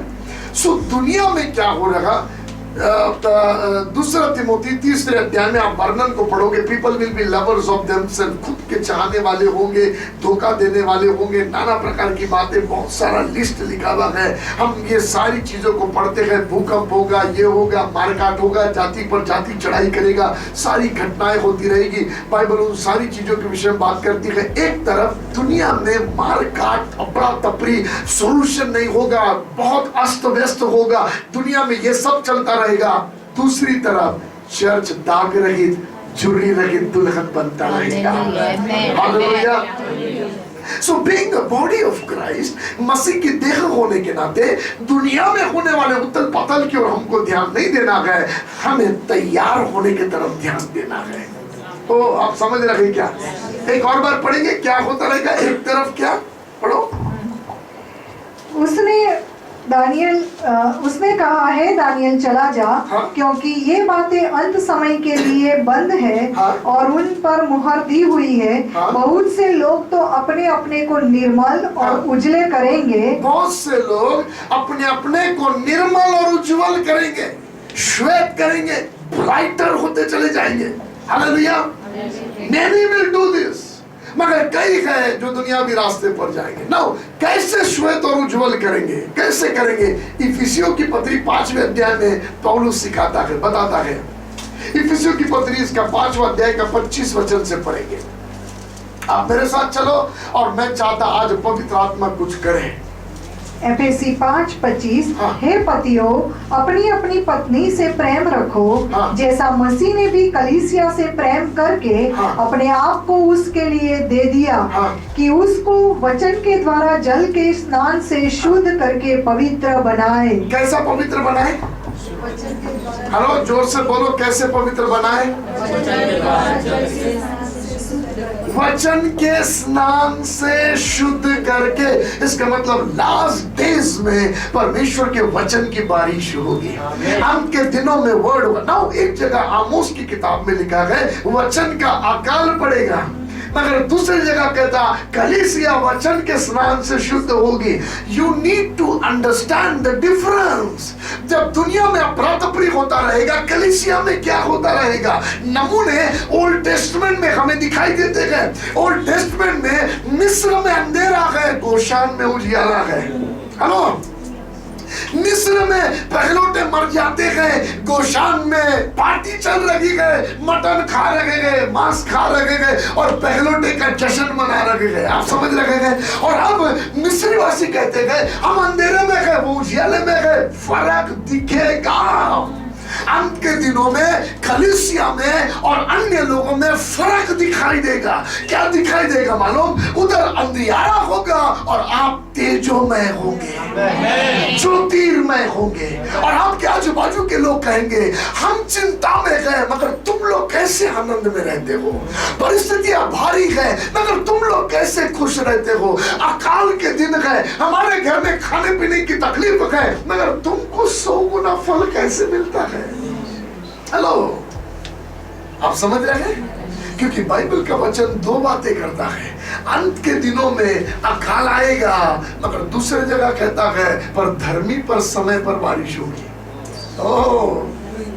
इसलिए जब आप बाइबल पढ़ते हो ना, विपत्तियों के बारे में पढ़ते हो, तो अपने आप को वहां मत देखना, क्योंकि आप वहां नहीं हैं। आप कहां गए मालूम? उसके पंखों के आड़ में आप सुरक्षित हैं। आपके लिए अमेजिंग प्लान है। हम वहां नहीं है, वो हो रहा है। हम चर्चा सुनते हैं, हम प्रार्थना करते हैं। जब आप सुनते हो चर्चेस में से निकाल कर मारा जाएगा, कलीसिया में से निकाल कर मारा जाएगा, तो आप जान लो यीशु मसीह ने ये पहले से बता दिया। उसने कहा यदि कोई तुझको छुएगा तो मेरी आंख की पुतली को छुएगा। जैसे मुर्गी बच्चों को पंखों में छिपा लेती है, ऐसे मैं तुमको छिपा के रखूंगा। एक भी तुम्हें नहीं छुएगा, तुम्हारे दाहिनी ओर 1000 बाईं ओर 10,000 गिरेंगे। कुछ लोगों से वो सुरक्षा की बातें करता है, मगर कुछ लोगों से कहता तुमको मार डालेंगे। हेलो, मैंने बोला पापा स्टीफनुस को पत्थर मार रहे, वो आपको देख रहे, आप उसको देख रहे, खड़े हो गए आप। बचाते क्यों नहीं? हजारों वचन तो आपने बचाने के बोले, बचाते क्यों नहीं? बेटा मैंने 2 बातें बोली है। एक, तुम्हें मंदिर से निकाल के मारेंगे। किसको मारेंगे? वे जो मेमने के सिंहासन के नीचे से पुकारते हैं, तू हमारा न्याय कब करेगा? रक्त साक्षी वो जिनका लहू बहा दिया गया, वो पुकार पुकार के कहते हैं हमारा न्याय कब करेगा? और वो जो सिंहासन पर बैठा है कहता है और गिनती बाकी है। सुन लो मेरी बात आज ध्यान से, सताओ और मंदिरों में से निकालना, मारना सिर्फ तब तक होगा जब तक गिनती पूरी नहीं होगी। जिस दिन गिनती पूरी होगी, कोई किसी का बाप में दम नहीं मारने का। उस दिन से दुनिया में चेंजेस बिगिन हो जाएंगे। जिस दिन गिनती कंप्लीट हो जाएगी, उस दिन से कोई मरेगा नहीं। आप समझ रहे हैं? पवित्र आत्मा आपकी मदद करे। मरेंगे वही जो रक्त साक्षी होकर मरने के लिए रखे हैं। यदि वो वैसे नहीं मरेंगे तो उनके पैदा होने का मकसद पूरा नहीं हुआ। वो पवित्र आत्मा मदद करे। और उनको यदि उनको पूछा जाएगा ना, तो वो कहेंगे हमको मरने से डर नहीं लगता। क्यों मालूम? क्योंकि बाइबल का वचन कहता है सिद्ध प्रेम सब भय को दूर कर देता है। एक दिन मैंने बहुत क्लियर बोला, क्योंकि हम मासीवाड़ा गांव में, कृष्णापुर गांव, देवदा गांव, सावर गांव एक एक घर जा रहे थे सुसमाचार लेकर। मैंने एक दिन पूछा, पापा उन्हीं दिनों में जगह जगह मार काट के वीडियोस आ रहे थे। मैंने बोला पापा ऐसा अगर किसी दिन हमको पकड़ के मार दिया, कभी सोच के डर लगता है? पिता ने मुझसे बोला, बेटा वो दिन आने से पहले मैं इतना सिद्ध कर देता हूँ कि डर नहीं लगता उसको। आप समझ रहे हैं ना? वो भेद क्या है वो वही इंसान जानता है जिसको खुदा ने उस जगह पे ला लिया। वो मुस्कुराते हुए कहता, मरना मेरे लिए लाभ है और जीना मेरे लिए मसीह है। मारना है तो मार दो। जब समय नहीं था ना तो पतरस डर कर भागा, मगर जब समय आ गया तो डिजाइन बता के बोलता उल्टा लटका के मारना। डरता नहीं है, सीधा मत मारना, मैं यीशु मसीह के तुल्य नहीं होना चाहता, उल्टा लटका के मारना, मेरे को मारो ना। अब डर नहीं लगता, मगर हमारे बस में नहीं कि सुसमाचार ना दे। हुआ क्या? सिद्ध प्रेम ने सब भय दूर कर दिया। So this are the things. पवित्र आत्मा आपकी मदद करे। आप भयभीत नहीं होना किसी भी हाल में। चाहे रक्त साक्षी होने वाला भाग हो तो भी खुदा आपको डर से रहित कर देगा, और रक्त साक्षी होने वाला भाग ना हो तो आप तो मरने नहीं वाले।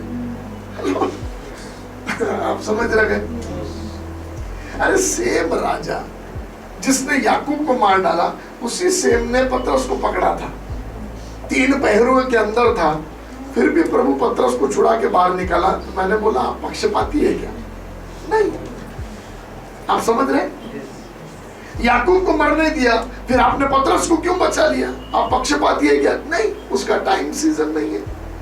आप समझ रहे? जिसके लिए प्रभु ने रखा है, He is the creator of ends। जिसके लिए रखा उसको वो तैयार करेगा, परिपक्व करेगा।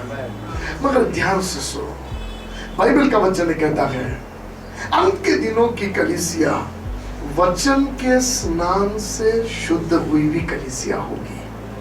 स्नान को थोड़ा सा समझो क्या है। पवित्र आत्मा आपकी मदद करे। मुंह धोना, हाथ पांव धोना स्नान नहीं होता है।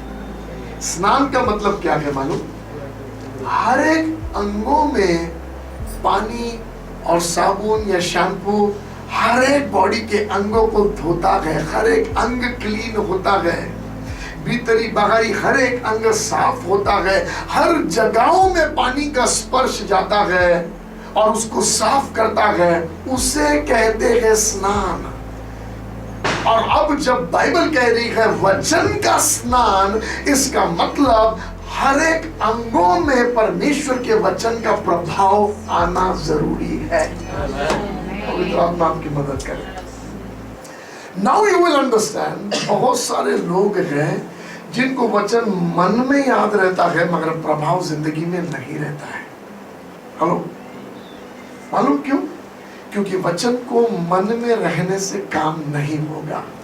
वो वचन को उस अंग में पहुंचना पड़ेगा जिस अंग के लिए वो है। पवित्र आत्मा आपकी मदद करे। मुंह धोने को नहाना नहीं बोलते हैं तो ये मत सोचना मन में वचन है तो काम कंप्लीट हो गया। ना ना ना। हेलो, कभी आपने इमेजिन किया, बीते दिनों में पवित्र आत्मा मुझे दिखाने लगा, मोसेस तेरे बॉडी के हर एक पार्ट्स के लिए बाइबल में वचन है। आपके बाल काले के लिए भी है और व्हाइट के लिए भी है वचन बाइबल में। हेलो, आप समझ रहे? आईब्रो के लिए बाइबल के वचन है, स्किन के लिए बाइबल के वचन है, आंखों के लिए बाइबल के वचन है, पुतली के लिए बाइबल के वचन है, आपके नथनों के लिए बाइबल के वचन है, आपके होठ के लिए वचन है, दांत के लिए वचन है, थूक के लिए बाइबल के वचन है। हेलो, आपके सुनने के लिए बाइबल के वचन है, आपकी बोली के लिए बाइबल के वचन है, आपके वोकल कॉर्ड के लिए बाइबल के वचन है, हड्डी के लिए बाइबल के वचन है, आपके जॉइंट्स के लिए बाइबल के वचन है। हेलो, आप समझ रहे हैं? आपके गुप्त अंगों के लिए बाइबल के वचन है। क्यों है मालूम?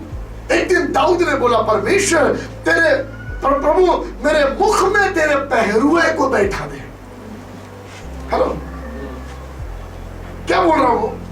मेरे मुख में पहरुए को बैठा कि इसमें से छल की बातें नहीं निकले। ये पहरुए क्या है मालूम? वो मुख के वचन जो मुंह में रहना चाहिए। इसलिए परमेश्वर ने यिर्मयाह से कहा, तू मुंह खोल, मैं उसे वचन से भर दूंगा। अब मुंह में थोड़ी ना वचन रहते, वचन तो दिमाग में रहते ना। क्या बोलना चाह रहा प्रभु? प्रभु ये कहना चाह रहा, मैं तेरे मुख को इस्तेमाल करूंगा, इसलिए पहले मुझे तेरे मुख को शुद्ध करना है। और तेरे मुंह पर चौकसी करने के लिए मुंह के वचनों को मुंह में रखना जरूरी है। उस दिन से जब मैंने पढ़ा, मैंने प्रार्थना करना शुरू किया, फादर मुख के वचन मेरे मुख में रखे और मेरे मुख को संभाल के रखे। 4 प्रकार का मुंह है हमारा, बाइबल बात करती है 4 टाइप का मुंह। नंबर 1, पीठ के पीछे बोलने वाला मुंह। नंबर 2, झूठ बोलने वाला मुंह। नंबर 3, श्राप देने वाला मुंह। नंबर 4, खुद की बढ़ाई करने वाला मुंह, बड़े बोल बोलने वाला मुंह। भजन संहिता 12वें अध्याय में लिखा है, जो मुंह बड़ा बोल बोलता है वो जबान परमेश्वर काट डालेगा। हेलो, कई वचन है, कई सारी चीजें हैं। मैं आपको जल्दी जल्दी ले जा रहा, आप घर में अध्ययन करना, मगर मैं आपको बता रहा, ये सारा मन क्या था, इतना सा दिमाग सटकता है और जेब फूल बरसते हैं। ऐसी ऐसी बातें मुंह से निकलती कि 4 आजू बाजू वाले चक्कर में पड़ जाते, ये पादरी है कि कौन है। हेलो, आप समझ रहे हैं? ऐसे ऐसे शब्द मुख से निकलते हैं, ऐसी ऐसी गालियां मुंह से निकलती है। बाद में बोलता है, अरे यार कंट्रोल नहीं रहा, सब बड़ा फड़ निकल गया। तेरे कंट्रोल करने से नहीं होगा। एक वचन है जो वहां पर रहकर नियंत्रण में लाना चाहता है। आप समझ रहे हैं?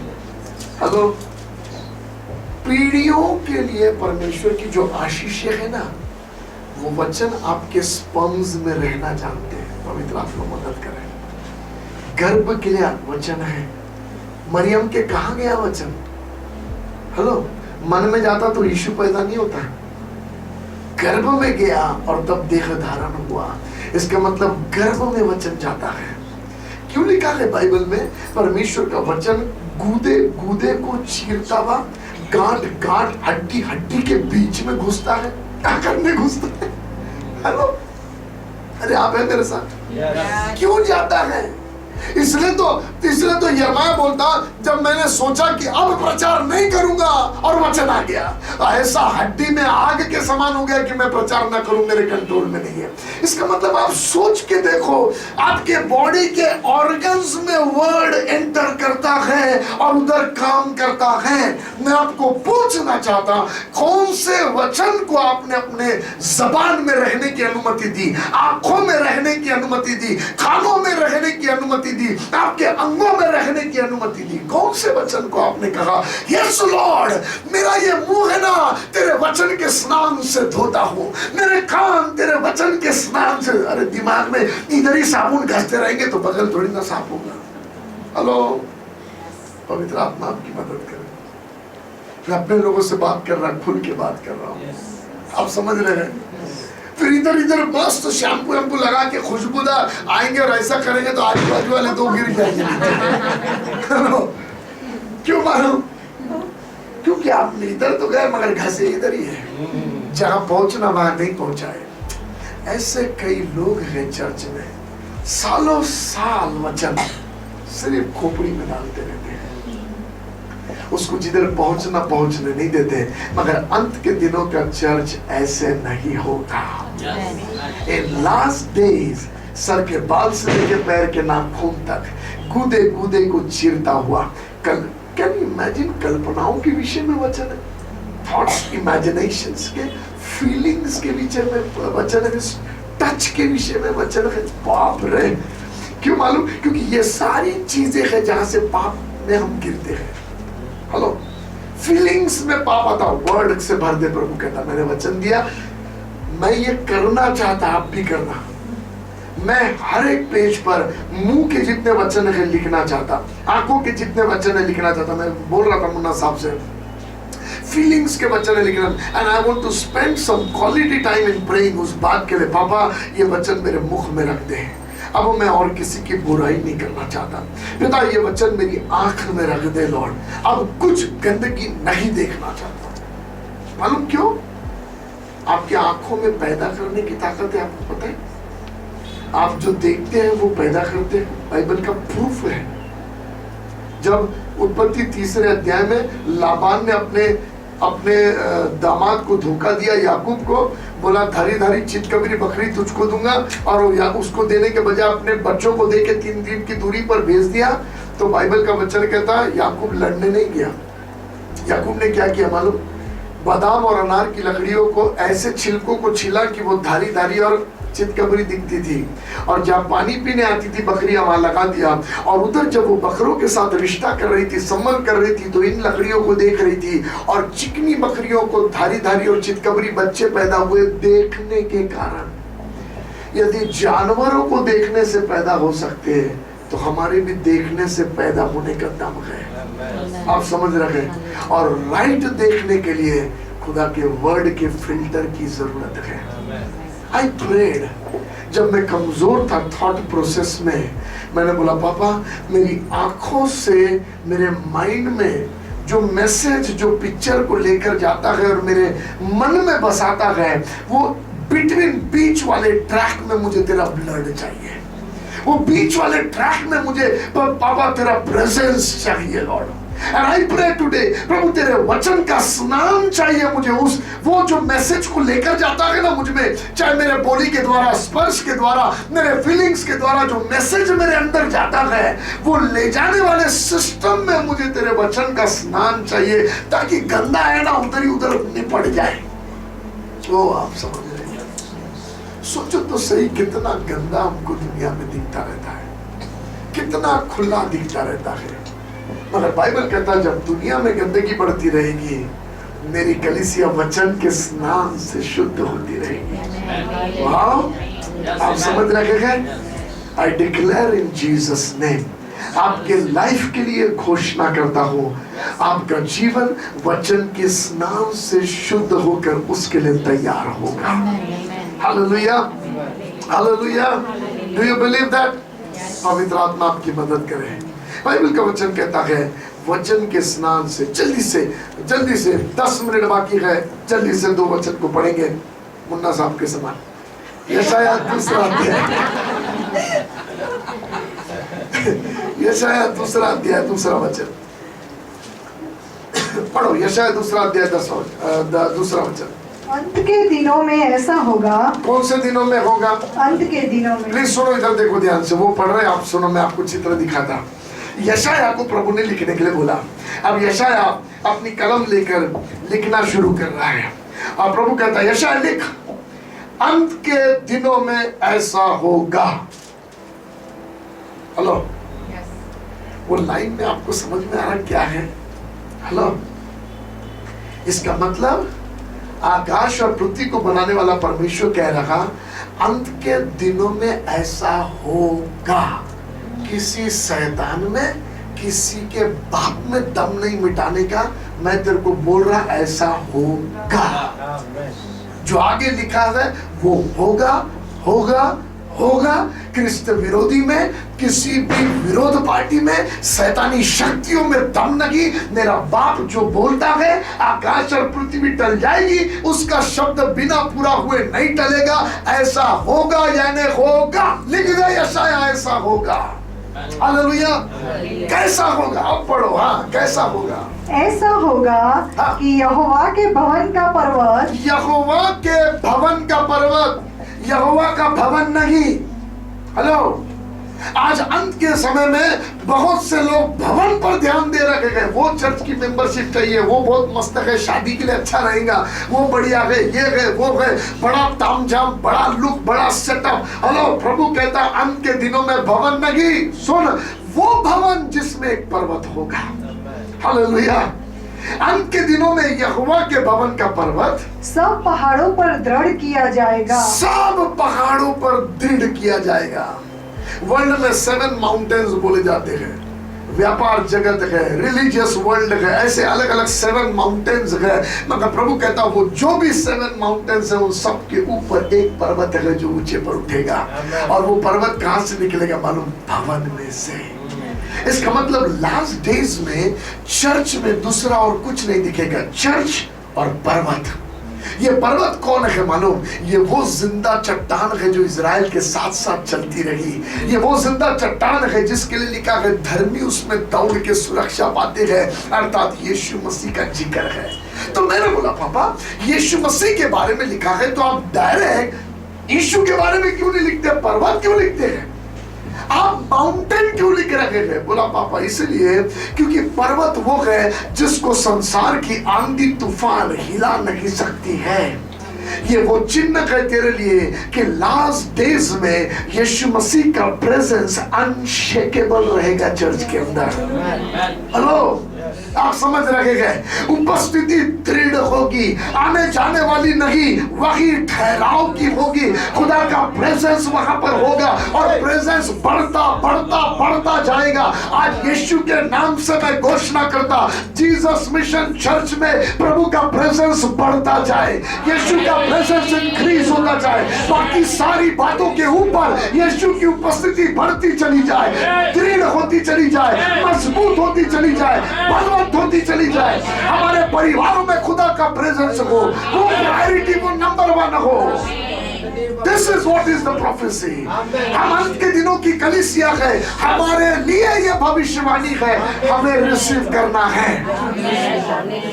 हेलो, हमें ये नहीं रिसीव करना है कि अंत के दिनों में लोग घुसेंगे, आएंगे, मारेंगे, चर्च बंद होंगे, चीजें होगी ना। We don't receive that। हम रिसीव करते हैं अंत के दिनों में एक पर्वत ऊंचा उठेगा, अंत के दिनों में यीशु का प्रेजेंस ऊंचा उठेगा। हालेलुया। ना कमिटी के प्लान, ना दूसरी चीजें, ना पास्टर, ना बिशप, ना कोई, यीशु ऊंचा उठेगा। ये प्रभु का वादा है। हालेलुया। अंत के दिनों में, हाँ पढ़ो, अंत के दिनों में ऐसा होगा कि यहोवा के भवन का पर्वत सब पहाड़ों पर दृढ़ किया जाएगा और सब पहाड़ियों से अधिक ऊंचा किया जाएगा। और हर जाति के लोग धारा के समान उसकी ओर चलेंगे। वाह, क्या लिखा है सुनो, हर जाति के लोग धारा के समान उसकी ओर आएंगे। हेलो, पवित्र आत्मा आपकी मदद करे। हर जाति के लोग, मीका में भी उसी के बारे में लिखा, मीका 4 का पहला दूसरा वचन पढ़ोगे, सेम प्रोफेसी है। हर जाति के लोग धारा के समान आएंगे। क्यों आएंगे मालूम? लिखा है पर्वत ऊंचा उठेगा, है ना, बाकी पर्वतों के ऊपर ऊंचा उठेगा और सब जाति के लोग आएंगे। उस चीज का खुलासा यीशु मसीह ने यूहन्ना 12 में दे दिया। आप पढ़ना, खोलना मत, मैं आपको बता रहा। यूहन्ना 12 के 32 में लिखा गया, and I if I be lifted up from the earth, यदि मैं पृथ्वी पर से ऊंचा उठाया जाऊं तो मैं सबको अपनी ओर खींच लूंगा। इसका मतलब लास्ट डेज में हम सिर्फ यीशु को ऊंचा उठाने वाली कलीसिया होगी। अंत के दिनों में दूसरी बातें प्रायोरिटी पर नहीं होगी। जो कलीसिया में दूसरी बातें प्रायोरिटी पर है वो भटकी भी चर्च है। मगर लास्ट डेज में परमेश्वर अपने भवन को ऐसा खड़ा करेगा कि उनका सेंटर क्राइस्ट होगा। जीसस, जीसस, यीशु के लिए जीना, लक्ष्य यीशु पर लगा हुआ है। और बाइबल का वचन कहता जब चर्च में जीसस ऊंचा उठेगा सब जाति के लोगों को लेकर आएगा। मत्ती 24वें अध्याय में आप पढ़ोगे तो यीशु मसीह कहता सब जाति के लोग मेरे कारण तुम्हारा बैर करेंगे। प्लीज सुनना, समझना प्लीज। जब यीशु मसीह बातें कर रहा है ना तो क्या कहता, ये सब पीड़ाओं का आरंभ होगा। अंत नहीं बोल रहा, आरंभ होगा। आरंभ में क्या होगा मालूम? सब जाति के लोग तुमसे जलन रखेंगे मेरे कारण, मगर अंत वैसा नहीं होगा। अंत क्या होगा मालूम? वे सब जलन रखने वाले यहोवा के भवन में दौड़ के आएंगे। हेलो, आप समझ रहे? लिखा है ना? पढ़ो पढ़ो, उसको पढ़ो, देखो क्या लिखा है। और हर जाति के लोग धारा के समान उसकी ओर चलेंगे। हाँ। बहुत से देशों के लोग आएंगे। हाँ। और आपस में कहेंगे, हाँ। आओ हम यहोवा के पर्वत पर चढ़कर हाँ। याकूब के परमेश्वर के भवन में आए। हाँ। तब वह हमको अपने मार्ग सिखाएगा। क्या बात है, हालेलुया। अभी नफरत करते हैं यीशु मसीह से, अभी चिढ़ते हैं, क्या है यीशु यीशु वाले, गालियां बकते। आप देखो यीशु मसीह को गालियां बकते, बुरा भला बोलते, एक दिन गाली बकना बंद कर देंगे। हेलो, एक दिन वो, ये अंत नहीं होगा, सताओ हमेशा लगी रहेगा। ये शुरुआत का भाग है, मगर मालूम क्या होगा? जो सताओ सहते सहते पक्के हो गए, बाइबल का वचन इब्रानी में कहता है, वे दृढ़ता से खड़े रहेंगे और उनकी प्रार्थनाओं का फल ये होगा, हर एक जाति के लोग भवन में आएंगे। इसलिए पास्टर जी, सिर्फ 3 टाइम की सर्विस नहीं होगी, जगह छोड़ना पड़ेगा, मैदान में सर्विस ग्राउंड में सभाएं होगी, क्योंकि हर एक जाति के लोग आएंगे। मालूम क्या होने वाला? मुझे दिखाई देता है क्या होने वाला है। आज सारी अपराधप्रियों के कारण वे लोग सोचते रहेंगे, हल कहां से निकलेगा, हल कहां से निकलेगा, और सारी कोशिशें कर कर वो थक जाएंगे। और तब वो देखेंगे हम इतने परेशान हैं, मगर ये यीशु वाले बड़े आनंदित हैं। हम इतने मुरझाए हुए हैं, हमको रातों में नींद नहीं आती है, और इनको इनका परमेश्वर यूं ही नींद दान में देता है। इनमें और हम में इतना अंतर क्यों है? आओ उनके भवन में चलते हैं और उनके यहोवा का मार्ग जानते हैं। Hallelujah, hallelujah. कम ऑन बोलो, जीसस मिशन चर्च में, अहमदाबाद की जीवती कलीसियाओं में, आज के दिनों की मंडलियों में सब जाति से लोग आएंगे, सब जाति से लोग आएंगे। इसलिए हमको इस निशाने की ओर बढ़ना है। आप समझ रहे हैं? सताओ बहुत छोटी सी चीज है, वो बहुत बैलेंस्ड में है मेरे बाप के। हेलो, आपको दिख रहा होगा क्योंकि दुष्ट डराना चाह रहा है, वो खत्म हो जाएगा, मगर बाइबल का वचन कहता है अंत ये होगा बेटा, सब जाति के लोग धाराओं के नहीं आएंगे, ऐसे बूंद बूंद नहीं आएंगे, एक आ रहा दो आ रहा, धाराओं के समान। और धाराओं के समान आके कहेंगे, आओ हम उसको उसका मार्ग पूछे। और सेकंड लाइन क्या बोलते हैं?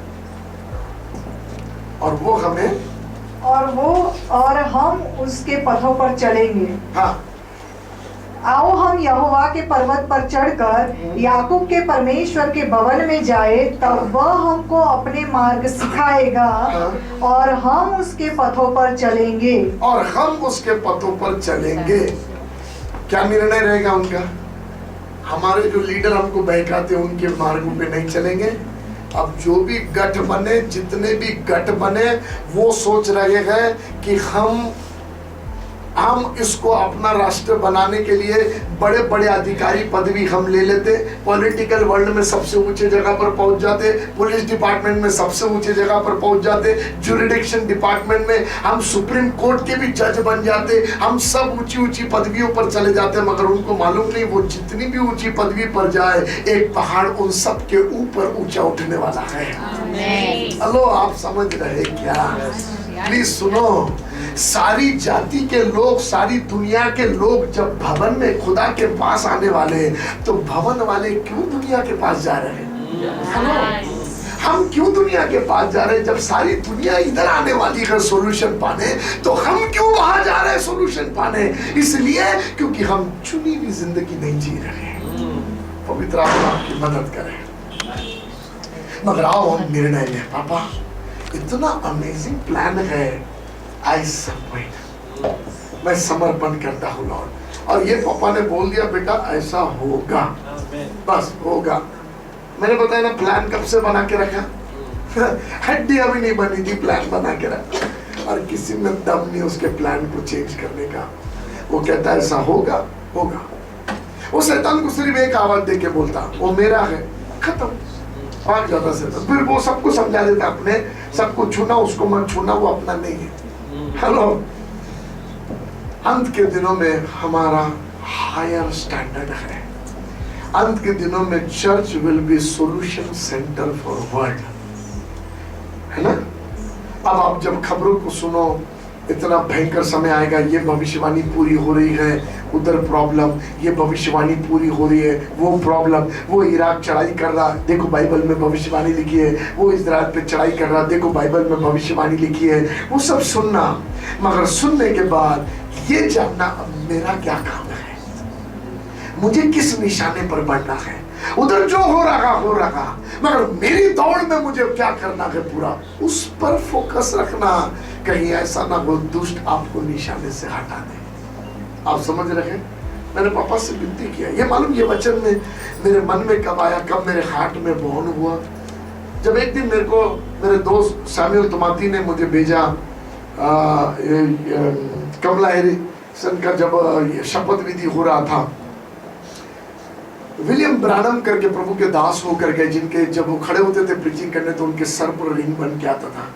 1967 में उन्होंने उनके लास्ट डेज में प्रोफेसी किया था और बताया था अमेरिका में अंत के समय में लास्ट डेज में एक महिला अधिकारी आकर खड़ी होगी, वो कैथोलिक परिवार में से होगी, और वो मैं उसको पर्पल कलर के ड्रेस में देख रहा हूँ।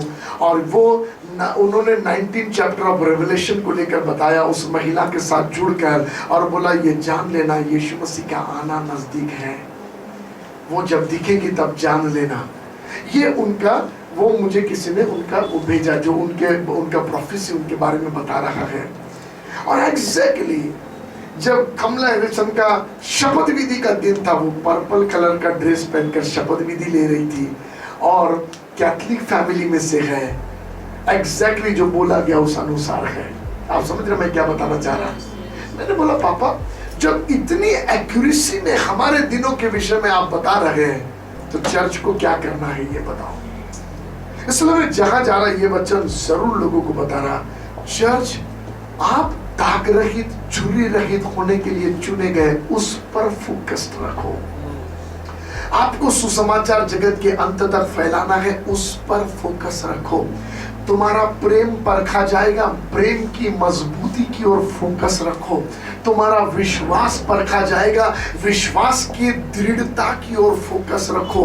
अंत के दिनों में आपस में भाइयों का प्रेम ठंडा होगा, मगर जो अंत तक धीरज धरे रहेगा उसी का उद्धार होगा। इसलिए रिश्तों को संभालने में और विरोध चलने वालों से भी प्रेम करने में धीरजवंत रहना, क्योंकि बाइबल का वचन कहता है जो अंत तक धीरज धरे रहेगा उसी का उद्धार होगा। सो चर्च हमें धीरज धरे रहना है, जो बुरा करेगा बदले में बुरा नहीं करना है, धीरज धरे रहना है, क्योंकि ये समय चला जाएगा। पर मुझे क्या दिखाई देता, जो आ जाके तमाचा मारेंगे कल आके वही बोलेंगे सॉरी हम समझ नहीं पाए थे, क्योंकि वो यहोवा के भवन में मार्ग ढूंढने के लिए आएंगे।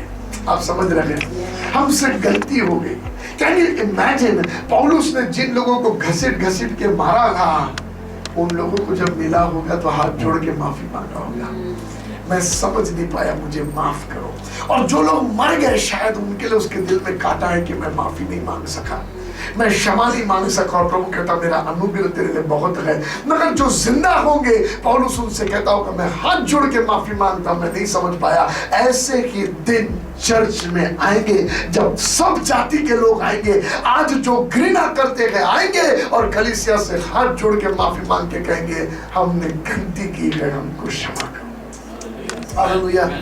मगर what we have to do, हमें अपनी ज्योति को संभाल के रखना है, हमें ज्योतिर में बने रहना है, हमें उसे संभाल के रखना है। बाइबल का वचन कहता देखो तुम क्रिकेट और परवर्स जनरेशन के बीच में परमेश्वर का वचन लिए वे ज्योति के नाई चमक रहे हो। देखो तुम्हारा दिया बूझ न जाए, उसे पैमाने के नीचे नहीं ऊपर रखना, ताकि जो अंधियारे में है वो तुम्हारा उजियाला देखकर आने पाए। प्लीज सुनना मेरी बात ध्यान से, इतना बता के बंद करूंगा, समय खत्म हो गया, प्लीज ध्यान से सुनना। अंत की लड़ाई जो है वो हिंदू मुसलमान की या क्रिश्चियन मुसलमानों की नहीं है, धर्म जातियों की लड़ाई नहीं है। अंत की लड़ाई दुष्ट की संतान और राज्य की संतानों की है। और ये लड़ाई की चर्चा उत्पत्ति 3 अध्याय से बिगिन हो गई। परमेश्वर बाप खुद ने कहा सर्प को कि मैं तेरे और स्त्री के वंश के बीच में बैर को उत्पन्न करूंगा। स्त्री का वंश कौन है? यीशु मसीह की वंशावली। आप समझ रहे हैं? पवित्र आत्मा आपकी मदद करे। और हम सब उस वंशावली के भाग है, यीशु के लहू से खरीदे हुए जाकर पिता के परिवार के भाग बन गए हैं। हम वंशावली का भाग है। मगर दूसरा कहता सर्प को तेरा वंश। आप समझ रहे हैं? ये पृथ्वी पर दुष्ट का वंश है। क्यों है दुष्ट का वंश? क्योंकि दुष्ट अपने कामों को अंजाम अपने वंश को लेकर देता है, जैसे परमेश्वर अपने कामों का अंजाम अपने चुने हुए को लेकर देता है। ओ आप समझ रहे हैं? जो भी कुछ पिता को करना है वो अपने बेटे बेटियों के द्वारा करता है। जो भी दुष्ट को करना है वो अपने बेटे बेटियों के द्वारा करता है। इसलिए मत्ती 14 अध्याय में जब दृष्टांत चेलों को समझ में नहीं आया, चेलों ने पूछा वो बीज वाला वो खेत वाला दृष्टांत हमको समझा। यीशु मसीह ने बोला सुनो, खेत जो है वो संसार है। अच्छी बीजे राज्य की संतान है, बुरी बीजे दुष्ट की संतान है। क्लियर बताया यीशु मसीह। जिसका मतलब संसार में 2 प्रकार की संतानें हैं, एक ही खेत में है। ऐसा नहीं है कि आधे एकड़ में ये और आधे एकड़ में वो, ना ना ना, बिल्कुल आजू बाजू में है। आप समझ रहे हैं? इसलिए कहता क्रिकेट और परवर्स लोगों के बीच में हो तुम, टेढ़े और हकीले लोगों के बीच में हो तुम। मगर ब्यूटी क्या है मालूम? वो स्टोरी की, वो कहानी की सुंदरता क्या है? वो नौकर कहते स्वामी ये खराब वाले को उखाड़ दे क्या? बोले अभी नहीं उखाड़ना, नहीं तो तुम अच्छे वाले को खराब कर दोगे। रहने दो, जब कटने का समय आएगा अच्छे वाले को निकाल के भंडार में डालेंगे और बुरे वाले को निकाल के आग में डालेंगे। तो मैंने बोला पापा रुको, वो बुरा बोने वाले ने क्यों बोया होगा बुरा? मन में क्या होगा उसके? खराब बीज इसलिए बोया कि अच्छी फसल खराब करे। सच है कि नहीं? हेलो, दुष्ट ने अपनी संतानों को इस संसार में इसलिए भेजा कि राज्य की संतानों को खराब करे। मगर स्टोरी का एंड क्या है मालूम? राज्य की संतान खराब नहीं हुई, वो बराबर राज्य में पहुंच गई। अरे आप समझ रहे क्या?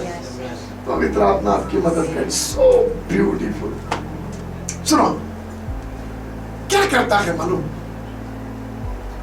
दुष्ट अपने दुष्टता के मजे राज्य की संतानों को बताकर अपने पास खींच के लाने में सफल हो गया। और राज्य के बच्चे राज्य के सिद्धांतों को छोड़कर दुष्ट के सिद्धांतों में चले गए। होमोसेक्सुअलिटी परमेश्वर का प्लान नहीं है, दुष्ट का प्लान है। और कई राज्य के बच्चे दुष्ट के प्लान में एंटर हो गए, उन चीजों में घुस गए। ऐसे में प्रभु राज्य के बच्चों को कहता है तुम्हारा दिया ऐसे जलने पाए कि जो अंधकार में है वो ज्योति में आ सके। नाउ अंधकार की संतानों के लिए वो वचन नहीं है। राज्य के संतान जो अंधियारे में चले गए हैं वो ज्योति को देखकर वापस आएंगे, क्योंकि दुष्ट की संतानों को ज्योति नहीं दिखाई देती। तो पवित्र आत्मा आपकी मदद करे। इसलिए मरकुस 4 अध्याय में लिखा है उन लोगों से दृष्टांत छिपा के रखा है, नहीं तो वे मन फिराते पश्चाताप करते और क्षमा किए जाते। मगर उन लोगों से परमेश्वर ने छिपा के रखा कि वो मन ना फिराए। इसका मतलब दुष्ट की संतानों के लिए उद्धार नहीं है, उन पर वचन का उजियाला नहीं पड़ता है। इसलिए क्या लिखा मतलब देखते हुए देखे पर ना समझे।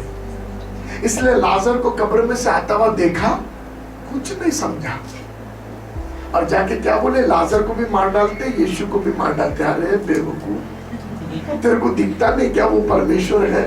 ये 4 दिन के सड़े हुए को जिला के बाहर निकाला, अभी भी तेरे को लगता नहीं वो प्रभु है ना?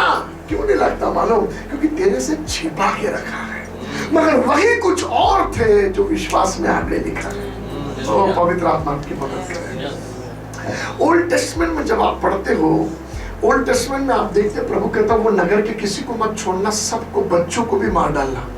मैंने बोला पापा न्यू टेस्टमेंट में आपको प्रेम बोले, न्यू टेस्टमेंट में गॉड इज लव बोले, इधर दिखता ही नहीं लव।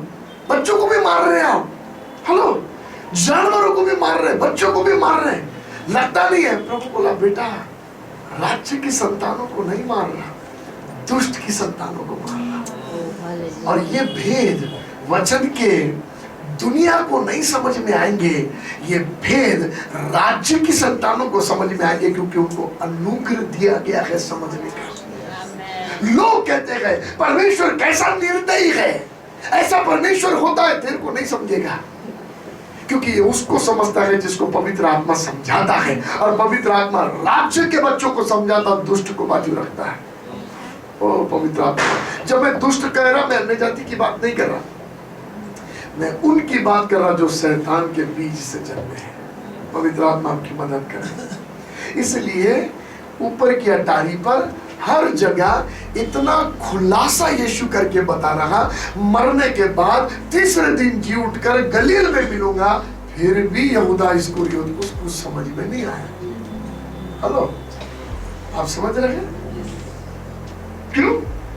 क्योंकि उसके लिए भजनों की किताब में लिखा है उसे पश्चाताप का मौका ही न मिले।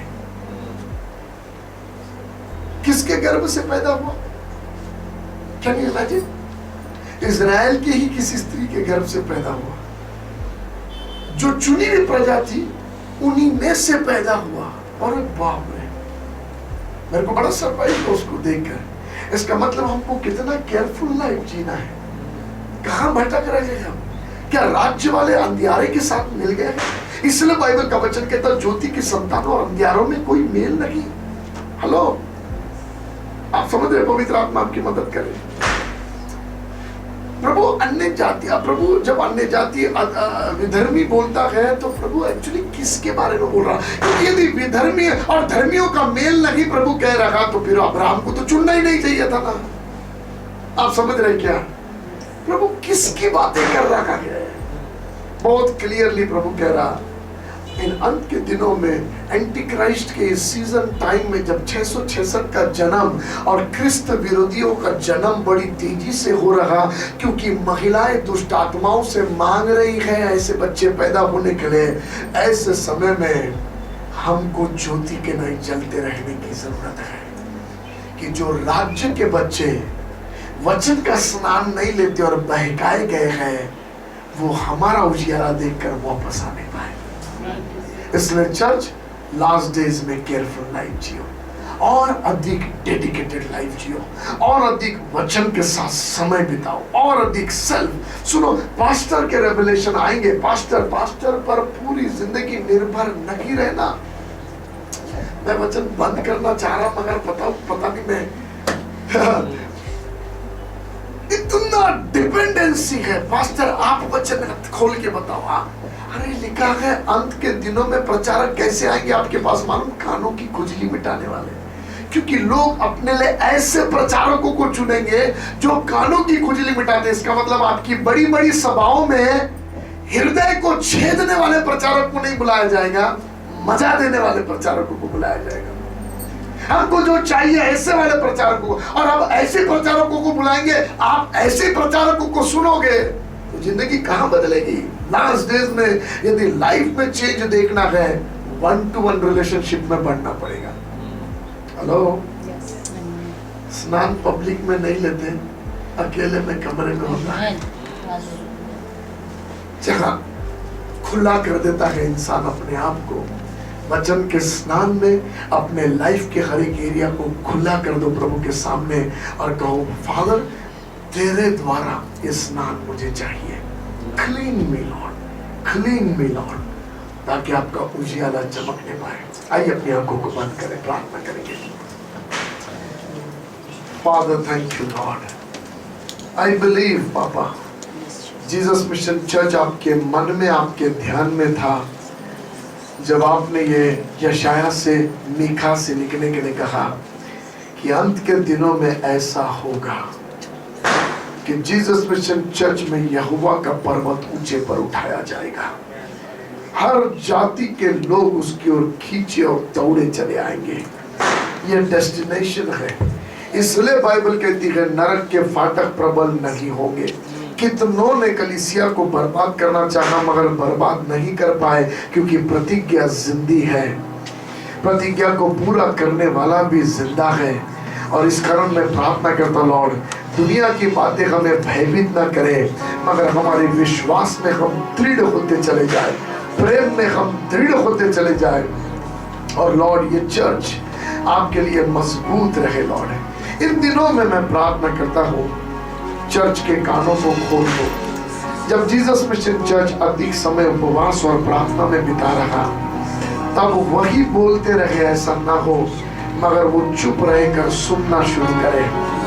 मैं यीशु के नाम से कहता लॉर्ड, सुनने पाए, क्योंकि जब तक मूसा बोलता रहा 7 दिन बीत गए, बाइबल शुरू नहीं हुआ, मगर जैसे आपने बोला बाइबल लिखना शुरू हुआ। आपके बोलने से कहानी बिगिन होती है, आपके बोलने से इतिहास शुरू होता है। जब तक हम बोलते रहेंगे जीसस मिशन में इतिहास नहीं बनेगा, मगर जब प्रभु बोलना शुरू करेगा एक इतिहास रचना शुरू होगा। इन जीसस नेम फादर, सैमुअल के नाई हमें अनुग्रह दे कि हम बोल सके, बोल यहोवा तेरा दास सुनता है। बोलो पापा आपका बच्चा सुनता है। लॉर्ड यदि यशाया ये सुन ना सका होता तो हमको पता ही नहीं चलता हमारे लिए क्या प्लान है।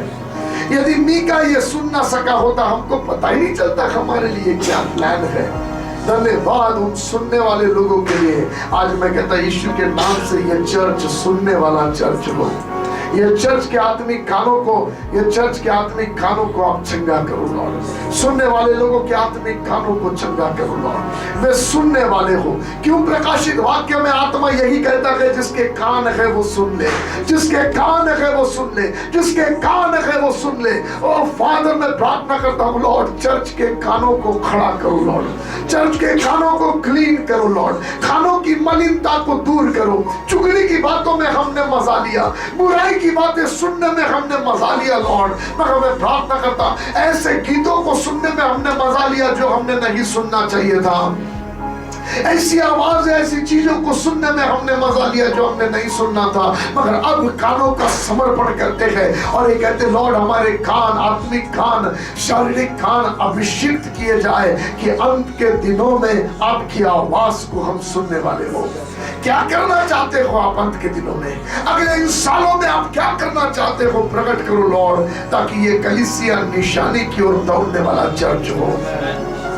Thank you Lord, thank you Lord. पवित्र आत्मा, कौन से वचन मुंह में रहना चाहिए आप बताओ, कौन सी आंखों में रहना चाहिए बताओ, कौन से वचन का स्नान मेरी आंखों को करना है, कौन से वचन का स्नान मेरे मन को करना है, कौन से वचन का स्नान मेरी कल्पनाओं को करना है, कौन से वचन का स्नान मेरे पैरों को करना है, कौन से वचन का स्नान मेरे हाथों को करना है, कौन से वचन का स्नान मेरे मुख को करना है।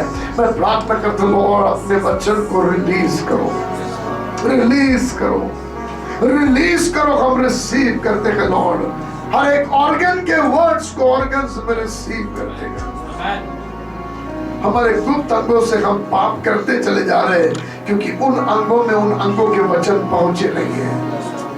आज हमारे अंग क्लीन किए जाए, क्लीन किए जाए, वचन के स्नान से धो दो जीसस मिशन चर्च को। जो जीसस मिशन चर्च के नहीं जो आए हैं उन्हें भी वचन के स्नान से धो दो, जो कैमरा से देख रहे वचन के स्नान से धो दो, क्लीन करो, वॉश करो, क्लीन करो लॉर्ड जीसस में प्रार्थना करता हूँ। और पिता दाग रही दुल्हन बनाकर खड़ा करो।